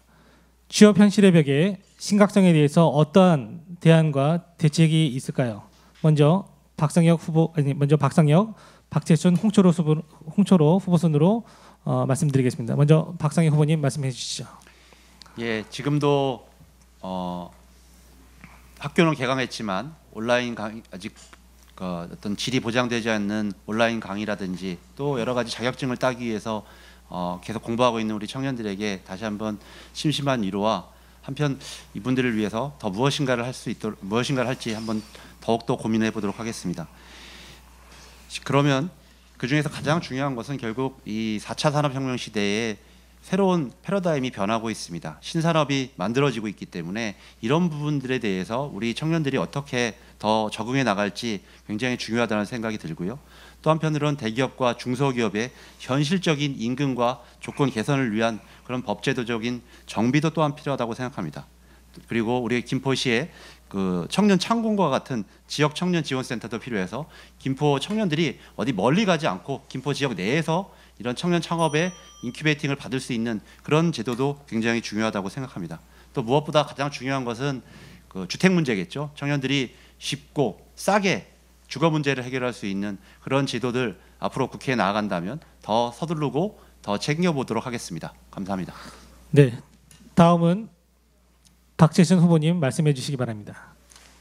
우리 청년 문제가 참 심각합니다. 우리 사회 전체가 심각하지만 그때 뭐 30년 전에는 청년들이 더 어려운 환경이었지만은 하면 된다, 할 수 있다 또는 그 기대를 가지고 있었는데 지금의 청년 세대는 정말 막막한 것 같습니다. 그래서 이 정부가 지원을 해주고 구제를 해야 법률적으로 해결해줘야 되지 않겠느냐 하는 생각이 듭니다. 그럼에도 불구하고 그 앞으로 미래의 청년 세대의 문제에 있어서는 우리 사회 일반의 인식과 교육 제도가 달라져야 청년 문제가 해결된다고 생각합니다. 우리 그 직업의 귀천을 따져서 공무원을 하거나 변호사를 하거나 이런 그 고급 인력에만 청년이 몰리고 있는 건 그것은 청년들의 문제뿐만 아니라 우리 사회의 인식이 그렇기 때문에 그렇습니다. 교육 제도가 그래서 그렇습니다.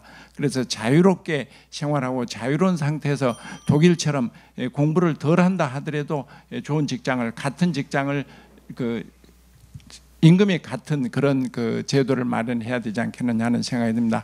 청년 문제는 청년 문제뿐만 아니라 우리 인식 전체 사회 구성원의 모두가 고민하고 해결해야 될 것이라고 생각합니다. 네, 다음은 홍철호 후보님 말씀해 주시죠. 우리 외국인 근로자가 100만 명 시대라고들 하는데요. 한 분당 한 3천만 원 정도씩 연봉이 지금 지급되고 있는데 그렇게 따지면 한 30조 정도 됩니다. 근데 이 자리를 우리 청년들 보고 가시라고 하기는 좀 그렇습니다. 3D 업종들이 너무나 많아서요. 그래서 이제 우리 청년들이 가고 싶어하는 곳들이 역시 공무원이라든지 대기업인데 이건 또 한계가 있습니다. 공무원을 많이 해주면은 우리 경제활동 인구가 부담해야 될 공무원 숫자가 너무 많아져서 이 부분은 감당이 안 되는 거고, 대기업은 우리가 어떻게 우리 의지만 가지고 될 수가 없는 것입니다. 그래서 중견기업들을 많이 양성할 수 있도록 역시 친경제, 친기업 이런 정책들을 도입하고, 그리고 이것을 정부가 적극적으로 의지를 가지고 성장 먼저, 그리고 우리 고용은 저절로 해결될 거라고 저는 봅니다. 그래서 우리 정부의 패러다임 전환, 발상의 전환이 이제는 경중 완급에서 볼 때 중하고 급합니다. 네, 이것으로 공통 질문을 마치겠습니다. 이제는 이제 자유 토론 시간입니다. 앞서 11개 주제 관련 토론이 있었고, 여기에 따른 자유 토론입니다. 세 후보가 상대가 원하는 후보에게 각각 질문, 답변, 재반론, 재답변을 번갈아 하도록 하겠습니다. 질문 토론 순서는 박재순 후보부터 시작하도록 하겠습니다. 후보당 각 5분의 시간을 드리며 후보들께서는 자신에게 주어진 5분을 명확하게 지혜롭게 사용하시기 바랍니다.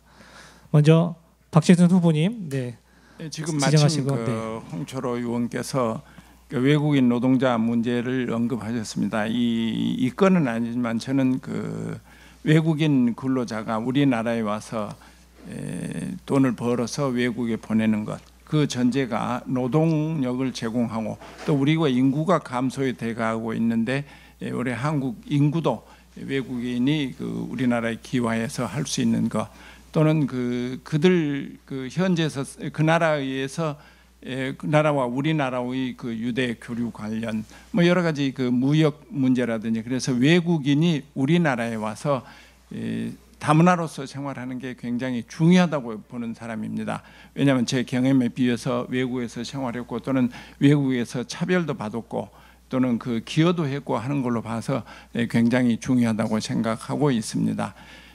언젠가 지나갔습니다만 홍철호 의원께서는 외국인의 부정적인 시각을 가진 것 같았습니다. 제가 잘못 이해했는지는 모르겠습니다만, 그래서 홍철호 의원이 가지고 계시는 외국인이 지금 우리 대곳이나 월곶의 공장지대에서 외국인이 없으면 공장이 돌아가지 않는다, 이런 말까지 듣고 있습니다. 그래서 외국인에 대한 인식이나 개념이나 생각이 어떤 것인가 한번 말씀해 주세요. 누구나 이제 실업급여 1년에 우리가 2019년 기준으로 해서 한 8조 정도 실업급여가 지급이 되고 있는데요. 언제까지 우리가 낚시질을 안 가리키고 낚시터로 우리 젊은이들이 가지를 않고 고기만 실업급여 형태로 생선만 받아서 생활할 수 있는지, 이거는 답은 아니라고 보고요. 외국인 근로자들이 오셔서 우리도 옛날에 중동에 가서 경험이 있고 그렇지 않습니까? 그래서 그분들이 오셔서 일정 부분 우리 사회에 빈자리를 메꿔주고 계시는 거에 대해서 저도 무한 감사를 드립니다. 그리고 그 자리들이 대개의 경우에가 다 누구나 힘들어하고 하는 자리이기 때문에 더더욱이나 그렇습니다. 그런데 이제는 이번 코로나19 사태를 아마 보시면서 다시 한번 느끼셨을 겁니다.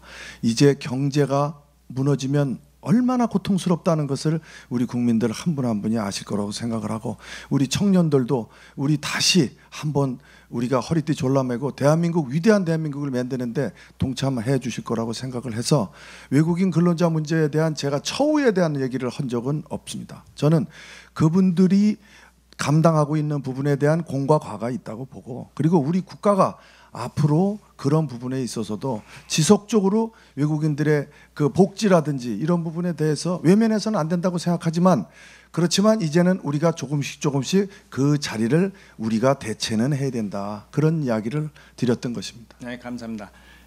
계속해도 되는 거죠. 우리가 지금 2016년 말부터 촛불을 들었습니다. 여기 계신 분 대부분이, 또는 시청하고 계신 시민들이 대부분 촛불을 들었다고 생각합니다. 왜냐하면 무능한 박근혜 대통령의 정부를, 또는 이 바꾸자, 그래서 탄생한 정부가 문재인 정부입니다. 문재인 정부는 촛불의 힘에 의해서 탄생한 정부인데, 우리 그 박상혁 후보께서는 그 문재인 정부의 청와대에서 근무를 했습니다. 그래서 가장 지근거리에서 문재인 대통령을 모시고 있었다고 알고 있는데 많은 시민들이 지금 현재 그렇습니다. 박근혜 정부와 문재인 정부가 뭐가 다른가? 문재인 정부도 박근혜 정부하고 똑같다. 뭐 이런 그 개혁이 실종이 되어 있고 또는 그 상대방의 배려가 함께 사는 공동체 의식이 소멸되고 강력한 권위주의적인 대통령이 권력을 행사한다 이런 이야기가 있습니다. 문재인 대통령의 그런 정부 물론 문재인 대통령이 개인적으로 50% 이상의 지지를 받고 있습니다만은 시민들이 생각하는 문재인 대통령의 인식은 그 여론조사에 나타난 것하고 괴리가 있는 것 같습니다. 박상혁 후보 그 문재인 대통령과 인간관계가 있었고 또는 지금 현재 지금 제가 제기한 그런 문제에 대해서 한번 말씀해 주세요. 예, 박재선 후보님의 그 아주 주관적인 생각이라고 저는 생각을 하고요. 어떻게 문재인 대통령하고 박근혜 정부를 비교하시는지 저는 이해를 할 수 없습니다. 문재인 정부에 최순실이 있습니까? 문재인 정부가 박근혜 정부처럼 했다면 지금 말씀하시는 것처럼 물론 여론조사가 다는 아닙니다만은 어떻게 그런 지지도를 받고 있겠습니까? 굉장히 대통령께서 하고 계시는 여러 가지 소통의 정책들 다 알고 계시지 않습니까? 저도 옆에서 지켜봤지만 항상 지근거리에서 많은 직원들과 우리 청와대 직원들과 이야기하면서 하시지 어디 저 뒤에 그 관사 같은 데서 뭐 최순실 같은 사람 불러가지고 수첩 적고 뭐 이렇게 해서 정부를 운영하고 있는 것입니까? 네. 굉장히 큰 좀 자, 여기까지라고 저는 생각합니다. 예, 끝났습니다. 시간 관계로 일단 끝나고 되는데. 나서 다시 한번 또 기회 되면 또 드리겠습니다. 자, 다음은 그 홍철호 후보님, 네, 자유토론 진행해 주시기 바랍니다. 우리 박상혁 후보님께 질문하겠습니다. 박근혜 정부 무능하다고 생각하십니까? 무능했다고 생각하십니까? 박상혁 후보님 예, 답변해 그 질문 주시죠. 예, 예, 굉장히 무능했다고 생각합니다. 무능했습니까? 예, 예. 어느 면에서 무능했습니까? 박근혜 정부 처음 들어섰을 때를 우리 홍철호 님도 기억을 하실 거라고 생각합니다. 2012년도에 그 국민 통합을 뭐 위원회도 만들고 여러 가지 했지만 실질적으로 대부분의 그 정책이라든지 이런 것들 그리고 특히 아까 홍철호 님께서 굉장히 경제 정책 강조하시는데 박근혜 정부 시절의 경제 정책이 굉장히 좋았습니까? 그리고 국가 신인도는 어땠습니까? 그리고 말씀하시는 것처럼 우리가 주관적으로 얘기할 수는 없는 거잖아요. 결국 그런 것들은 국제적인 평가들이라는 것이 있습니다. 국제적인 평가에서 주요한 국제 신용평가 기관도 있고 외국 주요 기구에서 한국을 어떻게 평가하고 있는가. 지금 그 이후에 대한민국의 지금 국제 평가라든지 이런 것들은 굉장히 상승해 있습니다. 그리고 그러니까 제가 무능의 그 종류를 좀 말씀해달라 그랬는데 그냥 그 개론을 자꾸 얘기하시니까 자 한번 제가 말씀을 드려볼게요. 우리나라는 소비 주체가 셋이 있습니다. 개인이 있고 법인이 있고 두 사람이 있고요. 그리고 재정이 있습니다. 국가. 박근혜 정부 때 2017년 말입니다. 이때 국가 예산이 얼마였었냐면 377조에 불과했습니다. 올해 문재인 정부 국가 예산 얼마인지 아십니까? 본 예산이 513조에다가 추경까지 하고 또 이번에 또 코로나 추경 또 하면 아마 150조 이상 올라갈 겁니다. 그러면 이리고도 국가가 돈을 펑펑 쓴다는 얘기에 동의 안 하십니까? 또 무능했다 그러는데 아니요, 제가 질문할 겁니다. 무능했다고 하시는데 지금 코로나는 금년도에 발생한 위기 상황입니다. 2018년도 우리 GDP하고 2019년도 GDP하고 어땠을 거라고 생각하십니까? 2019년 GDP가 5% 마이너스 성장했습니다. 이 부분에 대해서 말씀 한번 해보시죠. 말씀하신 것처럼 예산이 지금 377조에서 513조로 확대되었는데 이것과 관련되어서 국가 대부분의 OECD라든지 우리는 더 확장적 경제 정책을 써라. 대한민국의 재정 건전성이 안정적이다. 다른 나라에 비해서 우리가 채무가 여러 가지 있긴 하지만 굉장히 심각한 수준에 있는 것은 아니다라는 것이 많은 외국 국제 전문 경제 그 기구들의 이야기고 그것을 따라서 확장적 정책을 피고 있는 것이고요. 그리고 이 양적 완화의 문제는 대한민국만이 아니라 많은 경제 위기가 있을 때 미국이라든지 주요 선진국들이 양적 완화를 통해서 경기 부양을 해왔던 것도 사실 아니겠습니까? 특히 지금 말씀하신 것처럼 지금 코로나19 위기가 왔습니다. 좀 전에 저도 한번 물어보고 싶은데요. 맨 처음에 현금 자산성 하면 현금 퍼준다고 난리일 것 같지만 그러다가 미국에서 지금 1인당 어마어마한 숫자의 돈을 준다고 하니까 황교안 대표도 지금 1인당 50만 원씩 준다라는 거 아니겠습니까? 그 부분부터 제가 예. 제 질문 기회가 저한테 있기 때문에 그 부분부터 제가 말씀드릴게요. 코로나19를 빨리 막았으면요, 우리도 결국은 돈 안 주고 해결하는 쪽에다가 계속 우리의 논조가 그렇게 나갈 겁니다. 근데 너무 길게 갑니다. 그래서 그렇게 되는 거고요. 상황 논리에 따라가는 거고요. 자, 용어의 선택이 그럴듯합니다. 확장적 재정 정책을 써라. 그 말은 결국은 돈 많이 쓰라는 얘기죠. 그런데 문재인 대표가 과거 대표 시절에 뭐라 그랬는지 아십니까? 우리 박근혜 정부 시절에 예산을 짜니까 왜 국가부채 40%에서 안 막냐고 문재인 대표, 그 당시 대표가 얼마나 그걸 가지고 비판을 하고 발목을 잡았습니까? 그랬는데 이제는 자기네 정부가 되니까 코로나하고 전혀 상관없을 때 513조 본 예산을 잡았습니다. 이 부분에 대해서 국민 누구도 국가는 부자고 개인은 국가 뒷바라지하는데 허리띠를 다 졸라매고 전전긍긍하고 있습니다. 그래서 우리가 이번에 1인당 50만 원씩 들이대 다시 기체 발행하지 말고, 쉽게 얘기해서 빚내지 말고, 이 부분에 대한 재정 조달 방법은 기왕에 있는 513조 플러스 11.7조 이거 더한 돈에서 지출 항목을 좀 바꿔서 국가도 좀 돈을 좀 아껴 써라. 저 지방 정부들 돈을 많이 주니까 지방 정부들이 어떻게 합니까? 지금 지방 정부들이 선심성 현금 나눠주기 정책을 특히 서울시, 경기도가 경쟁적으로 하고 있습니다. 아니, 서울시, 경기도민만 저 국민이고 더 작은 열악한 지방 정부들은 어떻게 하라는 말입니까? 이 부분에 대해서 말씀 좀 해주시죠. 제가 뭘 얘기해야 될지는 모르겠는데 지금 그러면은 그 결국 홍철호 의원님께서는 아니 40% 얘기 좀 해주십시오. 그러니까 국가 부채 40%를 넘기면 안 된다라고 했던 문재인 대통령의 결국 그 주장과 지금 현실과는 어떻게 그것이 해석이 돼야 되느냐. 저는 뭐 지금 제가 그 발언을 정확하게 기억을 하지는 못하는데요. 아마 이런 취지가 아니었을까 싶습니다. 예산을 할 때 짤 때도 결과적으로 어떻게 짜임새 있게 짜느냐가 문제가 있지 않았겠습니까? 즉 이명박이나 박근혜 정부처럼 그것을 4대 강에다 퍼붓고 또는 굉장히 생산적이지 않는 곳에 퍼부을 것과 지금처럼 우리가 일을 위해서, 생산을 위해서, 그리고 복지와 생산의 선순환을 위해서 예산을 짜는 것은 굉장히 차이가 있다고 저는 생각을 하고요. 저는 그런 취지에서 대통령께서 그 당시 대표 시절에 하신 얘기라고 충분히 이해하고 있습니다. 4대 강에 퍼붓다는 말씀은 좀 심하시고요. 네. 왜냐하면 지금 정부는 끝났습니다. 뭐 하나 한 게 없거든요. 네. 근데 돈은 없어요. 네, 홍철호 후보님, 저희가 어느 정도 한번 돌아가고 나서 추가적인 토론을 조금씩 시간을 좀 다시 좀 갖도록 하겠습니다. 다음 우리 박상현 후보님, 네, 토론의 상대를 지정해 주시고, 네, 발언 이어가도록 하겠습니다. 그리고 우리 후보님들 지금 질문과 재질문을 했는데 재반론과 이런 것들이 지금 미진하기 때문에 추가적인 시간을 조금 더 앞에 뭐 갑지역도 그런 그 사례가 있었는데 말씀해 주시고 나서 조금 시간을 좀 더 갖도록 하겠습니다. 홍철호 의원님께 단도직입적으로 묻겠습니다. 이게 현수막을 거셨고 아까도 뭐 발언 중에도 잠깐 얘기했는데 지하철 5호선이 확정되었다라고 했습니다. 이거는 제가 명확하게 말씀드리는데 이건 정치적인 수사의 문제가 아닙니다. 공직선거법의 현수막이나 공보물은 굉장히 중요한 법적인 문제입니다. 확정되었다라고 얘기하셨는데, 그리고 공보물에는 정부 계획에 2차례 뭐 반영되었다 이렇게 하면서 근거를 하시는데 언제 확정되었는지 특정해 주십시오. 2018년 한 번 하고요. 그리고 2019년 작년 10월 31일입니다. 만약에 이것이 정부 2030 국가 광역교통 시행 광역교통 2030에 포함이 안 됐으면요. 저 고발하시고 국토부 고발하십시오.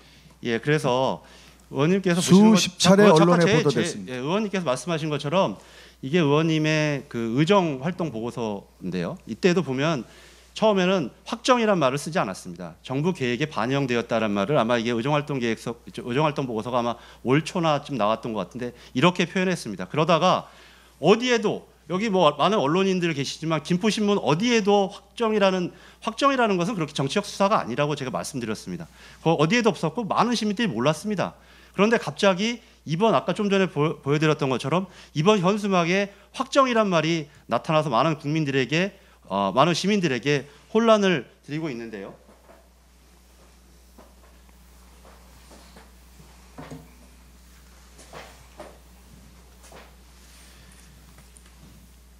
홍철 의원님 지금 삼선하시면 준비된 국토위원장 얘기하시면서 많이 하시는데 잘 아실 겁니다. 보통 재정이 투입되는 일반 사업 절차가 보통 이렇게 진행됩니다. 즉 사업 제안이 있고 사전 타당성 조사나 예비 타당성 조사를 마치고 기본 계획 수립이나 착공으로 가게 됩니다. 일반적으로 많은 정치인들이 예비 타당성 조사, 즉 기재부가 KDI를 통해서 하는 예타를 맞춰야 확정이란 말을 조심스럽게 하고 예산과 연계되는 측면이 있습니다. 지금 좀 전에 말씀하신 것처럼 작년 10월 말에 대광위에서 한 것을 가지고 확정이라고 얘기하시는데요. 이게 그 당시 자료입니다. 자료인데요. 여기에도 그렇게 명확하게 나와 있습니다. 쭉 김포 한강선에 대해서 나와 있고요. 저희가 한강선을 유치해야 되고 우리 김포 한강들의 시민의 염원이라는 것은 누구도 부인하지 않습니다. 저도 최선을 다할 것이고 김포에 이번에 출마한 모든 분들이 다 노력하고 있고 더 열심히 할 겁니다. 여기에도 분명하게 나와 있습니다. 사업 시행 여부는 예타 등 절차를 거쳐서 확정하게 된다. 분명하게 나와 있고 현재 추진 상황은 사전 타당성 조사에 용역 중인 것입니다. 만약에 사전 타당성 조사에서 아쉽게도 안타깝게도 만약에 결과가 안 나온다면 굉장히 또 어려운 난관에 봉착하고 추진하지 못하게 됩니다. 그리고 이거를 넘어서도 기재부 아시죠? 홍 의원님 잘 아실 겁니다. 기재부가 얼마나 이런 부분에 대해서는 예산이 빡빡한지 거기를 또 못 넘어서면 기본적으로 예산도 가지 못하고 난관에 봉착하게 되고요. 제가 그래가지고 결국 이 문제는 어떻게 돼야 됩니까? 지금 방화동에 있는 차량기지 우리 홍철 의원님께서 작년 9월 말에 갑자기 건폐장 공론화와 관련된 취지를 하지 않으면 안 된다고 막 얘기를 하셨잖아요. 그래가지고 김포시가 나서라. 내가 김포시가 나서지 않으면 내 책임은 더 이상 없다. 이런 취지의 말씀도 하셨었는데 결국 방화동 차량기지를 옮겨와야 되고 그 문제에 대해서는 작년 12월 말에 김두관 의원님 등을 비롯해서 여당 의원들이 간담회를 통해서 그 매듭을 푸셨습니다. 결국 방화동 차량기지가 이전에 와야 되는데 현재 제가 그래서 서울시에도 확인을 해봤습니다. 결국 확정이 된 거냐라고 했을 때 이게 서울시 도시기획위원회인 위원인 김인재 의원이 서울시 통해서 확인한 바에 의하면 현재 사업 추진 여부를 검토 중에 있다라고 현재 한 것이 서울시의 공식적인 답변입니다. 즉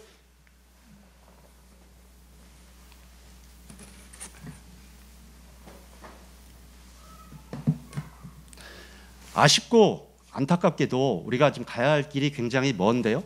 우리는 지금 현재 보시는 것처럼 사전 타당성 조사라고 하고 있는 용역의 단계. 서울시는 아직 이 차량 이전 기지, 지금 신정 기지하고 한꺼번에 이전해야만 비식값이 나온다고 해가지고 이것을 용역을 발주할 그런 예정으로 저는 알고 있는데요. 4월쯤에 예정되었다는 얘기도 있습니다. 정확하게 확인을 해봐야 되는데 이런 단계에 있습니다. 그런데도 불구하고 확정이라고 얘기하시면 굉장히 큰 저희 고의거나 만약 고의라면 굉장히 큰 법적인 문제를 야기할 것이고 모르셨다면 이것이 6년 동안 국토위라든지 의정활동하신 것에 대한 굉장히 좀 아쉽다라는 생각을 하게 되는데 네. 사회자님, 요거는 제가 반론권을 좀 가져야 될 것 같아요. 제가 왜 1분만 쓸게요. 지금 저희가 그러냐면 지금 시간을 다 썼는데 아니 저게 질문을 안 하셨다니까. 네네. 그래서 그러니까 내 문제인데 그죠? 질문 특정이 언제 되는지 그래서 확인드렸죠.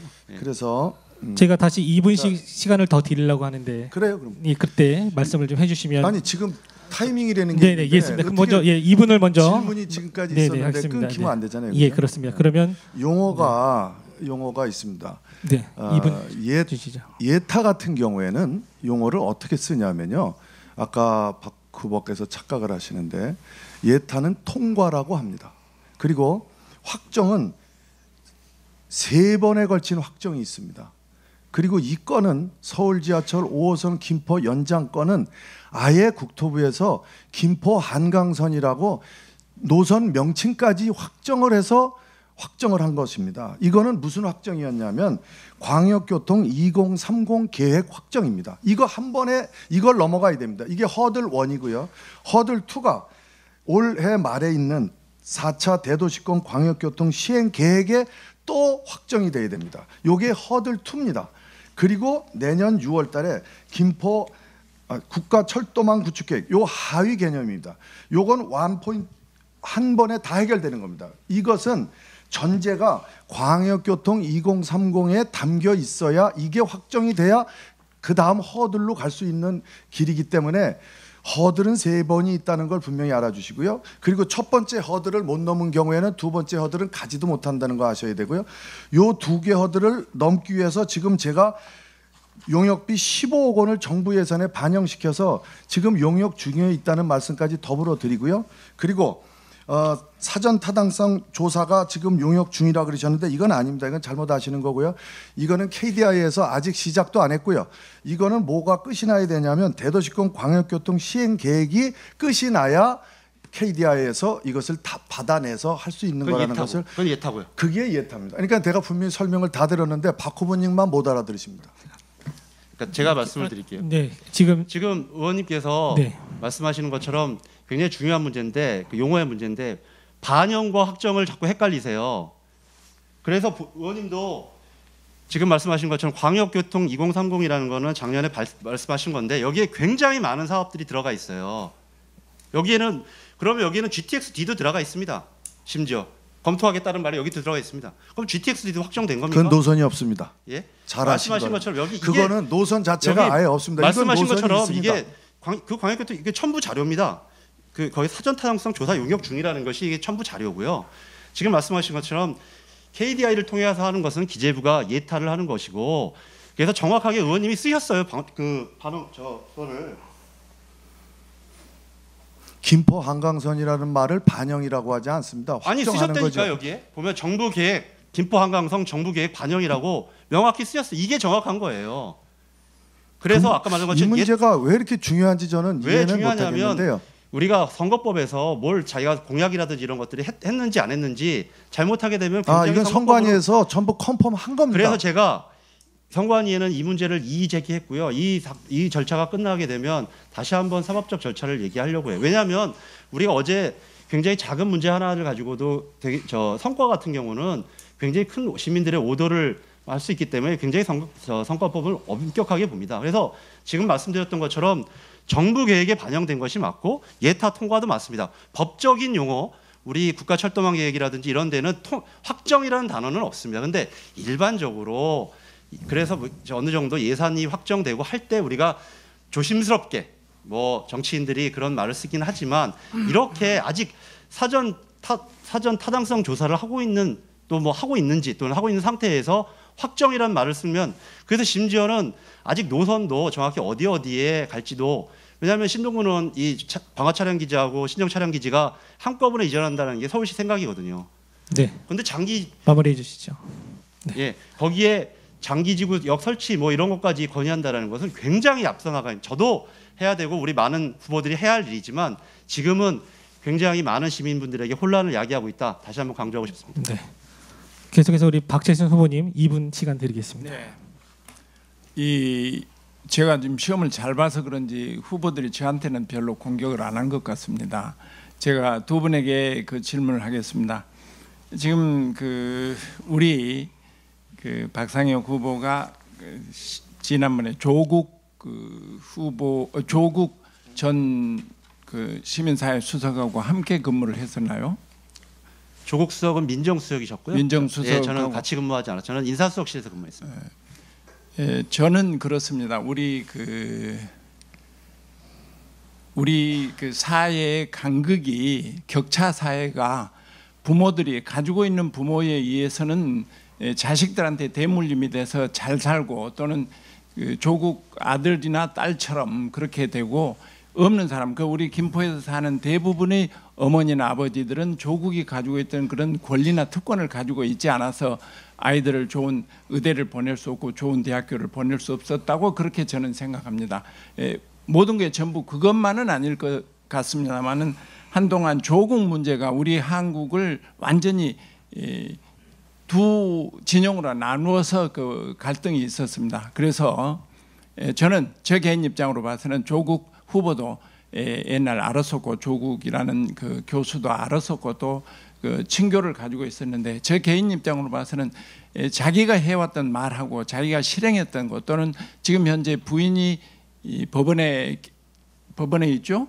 그런 그 일련의 과정을 지켜볼 때 조국이라는 분은 참 그 위선이 가득한 분이다 이렇게 생각하고 있는데 지금 가령 더불어민주당의 우리 한 위성 정당이 뭐 자기들이 주장하니까 그렇게 생각합니다만 조국을 지키자, 우리나라 대한민국을 조국을 지키자는 아니라 조국 교수를 지키자 이런 그 뜻으로 모인 사람들이 그 열린 민주당이라 이런 사람들인 것 같습니다. 그래서 우선 박상혁 후보는 이 조국 문제에 대한 견해가 어떤 것인지 한번 말씀해 주시고 짧게만 그냥 시간이 답변만 지나서 하시고 저는 열린민주당 당원이 아니고요. 더불어민주당 당원이라는 것을 좀 다시 한번 말씀드리겠습니다. 예, 이상입니다. 그래서 조국 후보에 대한 그 생각은 어떻습니까? 그러니까 그런 부분들의 부족한 부분들에 대해서는 그 조국 전 장관도 사과를 여러 가지 과정을 통해서 하신 것으로 알고 있고요. 또 법적인 문제는 현재 재판 기류 중에 있는 것이기 때문에 지금 이 자리에서 뭐 제가 더 길게 말씀드리는 것은 좀 적절치 않다고 생각을 하고 있습니다. 네, 이것으로 어떻게 좀 부족하지만 토론회를 그 자유 토론은 이것으로 좀 마무리하고 각 후보의 마무리 발언을 진행하도록 하겠습니다. 자유토론만큼 뜨거웠던 이 시간들을 조금 다듬고 해서 마무리 발언으로 그 토론회를 마무리하도록 하겠습니다. 총 발언 시간은 각 2분이고요. 발언 순서는 박상혁, 박채순, 홍초로 후보 순입니다. 먼저 박상혁 후보님, 네, 마무리 발언 듣도록 하겠습니다. 사람이 바뀌면 저는 김포가 뜰 수 있다고 생각합니다. 이제 바뀔 때가 되었다고 저 굳게 믿고 있고 시민분들의 그 변화의 바람을 몸소 현장에서 거리에서 체험을 하고 있습니다. 이제 김포가 50만을 바라보고 있습니다. 그리고 곧 70만, 80만으로 나아갈 수 있는 그런 모습이 우리 김포의 모습입니다. 그런 가운데 이런 변화의 바람에 가장 중요한 것들이 있습니다. 좀 전에도 열띤 토론을 했고 굉장히 중요한 이야기들을 나눴습니다. 제일 먼저 광역교통망을 획기적으로 개선하고 바꿔서 기분 좋은 출퇴근길을 만드는 것이 가장 중요하다고 생각을 하고 있습니다. 또한 산업 경쟁력을 강화해서 자족도시로서 김포를 그런 새로운 바람을 불어넣겠습니다. 우리 아이들이 마음껏 뛰놀고 안전하게 통학할 수 있도록 학교의 신설과 안전한 통학로를 만드는 데도 최선을 다하겠습니다. 그리고 빈틈없는 복지와 여러 가지 사회 인프라 시스템에 대해서 더욱더 노력하겠습니다. 선거가 다가오니까 후보마다 공약이 다들 비슷하다고 말씀들 하십니다. 굉장히 당연한 말일 수 있습니다. 오히려 많이 다르다고 하면 굉장히 좀 더 이상할 거라고 생각합니다. 그러나 그 문제는 누가 해낼 수 있는가, 저는 이런 관점에서 봐주셔야 된다고 생각합니다. 개인 한 사람이 해낼 수 있는 문제는 그렇게 많지 않습니다. 대통령에서부터 특히 광역교통망의 문제 같은 경우는 대통령에서부터 우리 기초의원까지 원팀으로 똘똘 뭉쳐야 해낼 수 있을까 말까 한 일들이 정말 사실입니다. 저희 집권 여당의 힘으로 반드시 광역교통망 문제, 학교 신설의 문제 같이 함께 해나가겠습니다. 바뀌면 김포가 뜰 수 있습니다. 오늘 TV토론 감사합니다. 네, 다음은 박채순 후보의 마무리 발언 듣도록 하겠습니다. 시간은 시민 2분입니다. 여러분, 오랫동안 수고 많았습니다. 특별히 코로나로 인해서 고통을 겪고 있는 여러분에게 심심한 그 위로의 말씀을 드립니다. 저는 이번에 국회의원에 출마하면서 제1당과 제2당의 특별한 극한 대립에 의해서 한국 정치가 발전을 하지 못하고 있으며 또한 사회 현상이 우리가 가지고 있는 사회 현상이 그렇다는 것을 말씀드리고자 합니다. 그래서 민생당의 교산번 민생당 박채수는 시민 여러분에게 주민 여러분에게 대안을 드리기 위해서 나왔습니다. 특별히 지금 우리 그 정치인들 두 분이 특별히 강조하는 내용이 교통 문제라든지 교육 문제 하는데 저는 김포시를 생애 주기별 자족 복합 도시로 만들고 싶습니다. 그 속에는 교통 문제, 교육 문제가 들어가고 노인 문제가 들어가고 여러 가지가 포함됩니다. 여기 보시는 바와 마찬가지로 생애 주기별로 맞춤형 공약을 가지고 우리가 김포에 한번 오면 김포에 온 사람들은 절대 외부로 가지 않고 여기서 행복하고 만족하게 살 수 있는 그런 김포를 만들겠다 하는 것이 저 생각입니다. 오고 싶고 누구나 오고 싶고 또는 여기서 가기 싫어하는 그런 김포를 만들기 위해서 최선을 다하겠습니다. 1당, 2당 많이 해봤습니다. 더불어민주당, 자유한국당, 죄송합니다. 미래통합당 그들에 의해서 우리가 국회의원을 가지고 있고 시장을 가지고 있습니다. 그러나 제3의 대안이 없습니다. 주민이 바라는 제3의 대안을 제가 여러분에게 제시하면서 제가 이때까지 맺은 그 네트워크라든지 인맥 또는 그 경험을 가지고 최선을 다해서 김포 발전에 매진하겠다. 김포 발전에 열정을 다하겠다. 저는 여기서 마지막 내 순간까지 불사르겠다 하는 것을 말씀드립니다. 절대 포기하지 마시고 이상한 정치인들이 밉다, 정치인들을 신뢰할 수 없다 하더라도 제3의 인물 박채순을 신뢰해 보십시오. 절대 후회하지 않을 것입니다. 네. 대단히 감사합니다. 홍철호 후보님 마무리 발언 듣도록 하겠습니다. 존경하는 시민 여러분, 긴 시간 동안 저희들 토론회 지켜봐 주셔서 감사드립니다. 김포 지역 일에 우선순위를 두는 사람은 지역 일꾼이라고 부릅니다. 그리고 중앙 정치에 관심이 많은 사람은 정치꾼이라고 저는 감히 부릅니다. 누가 김포 지역 일꾼이 될 사람인지, 누가 김포 지역을 진정으로 애정을 가지고 일할 사람인지 여러분이 판단해 주시면 고맙겠습니다. 김포의 문화, 역사, 사람 냄새 이런 것들은 머리로 이해될 수 있는 것이 저는 아니라고 봅니다. 그것은 가슴으로 느끼고 그리고 머리로 생각해야 된다고 저는 생각을 합니다. 우리 김포는 청년 도시이고 미래 도시입니다. 할 일이 너무나 많습니다. 가는 곳마다 일거리 천지입니다. 일해본 사람, 그리고 이제 2번 했습니다. 이제 3번 되면 상임위원장도 할 수 있습니다. 제대로 일할 수 있는 사람, 일의 맥을 아는 사람, 그리고 김포에 호흡을 같이 했던 사람 선택해 주십시오. 우리 김포는 도시철도, 그리고 김포 한강선, 그리고 급행열차인 GTX-D의 완성으로 삼축 철도망이 완성됩니다. 그리고 삼축도로, 외곽 순환고속도로, 그리고 서울광화고속도로, 그리고 자율주행도로, 이것이 3가지가 복합되어야만 삼축도로가 완성됩니다. 그리고 우리 어머니들의 마음센터, 우리 청소년들이 뛰어놀 수 있는 스폴렉스, 그리고 반려동물 에코센터, 이것들이 또 준비가 돼야 됩니다.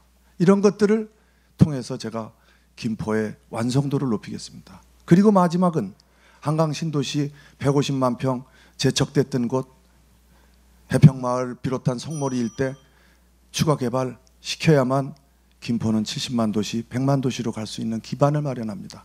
그리고 한강 개발, 이것 또한 미룰 수 없는, 이것 또한 양보할 수 없는 가치입니다.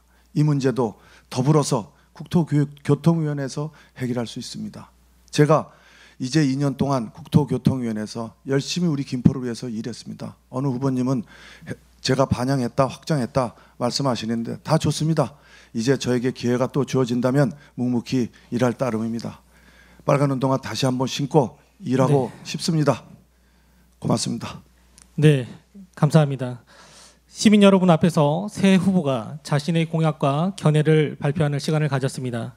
이 가운데 한 분이 일주일 후면 국회의원에 당선될 것입니다. 몇 가지만 김포 시민의 바람을 담아 말씀을 드리겠습니다. 먼저 선거 과정에서 분열된 민심을 하나로 모으고 시민만을 섬기는 국회의원이 되시기를 부탁드리겠습니다. 두 번째는 행동의 연속성과 공약의 합리적인 이행을 주문합니다. 앞서 매니페스토 정책 공약처럼 말이 아닌 행동으로 행동하는 국회의원이 되시기를 당부를 드립니다. 마지막으로 시민의 여론을 객관적으로 듣고 소통하는 국회의원이 되시기를 부탁드리겠습니다. 시민과 함께하고 아픔을 먼저 알고 현장에서 답을 구하는 이런 국회의원이 되실 것을 시민들의 입장에서 다시 한번 말씀을 드립니다. 존경하는 김포 시민 여러분, 후보자들의 많은 대화를 통해서 누가 자신에게 더 적합한 후보가 되시는지 구분되셨습니까? 아무쪼록 김포를 위해 또 훌륭한 어떤 분이 국회의원 후보가 되실 건지 이번 토론을 통해서 확인하는 계기가 되시기를 바라겠습니다. 김포 청년회의소가 주최하고 김포 지역 시민협의회가 주관하는 제21대 국회의원 후보자 초청을 토론회 이것으로 모두 마치도록 하겠습니다. 새 후보 모두 수고 많으셨습니다. 시청객 여러분께도 감사의 말씀을 드립니다. 감사합니다.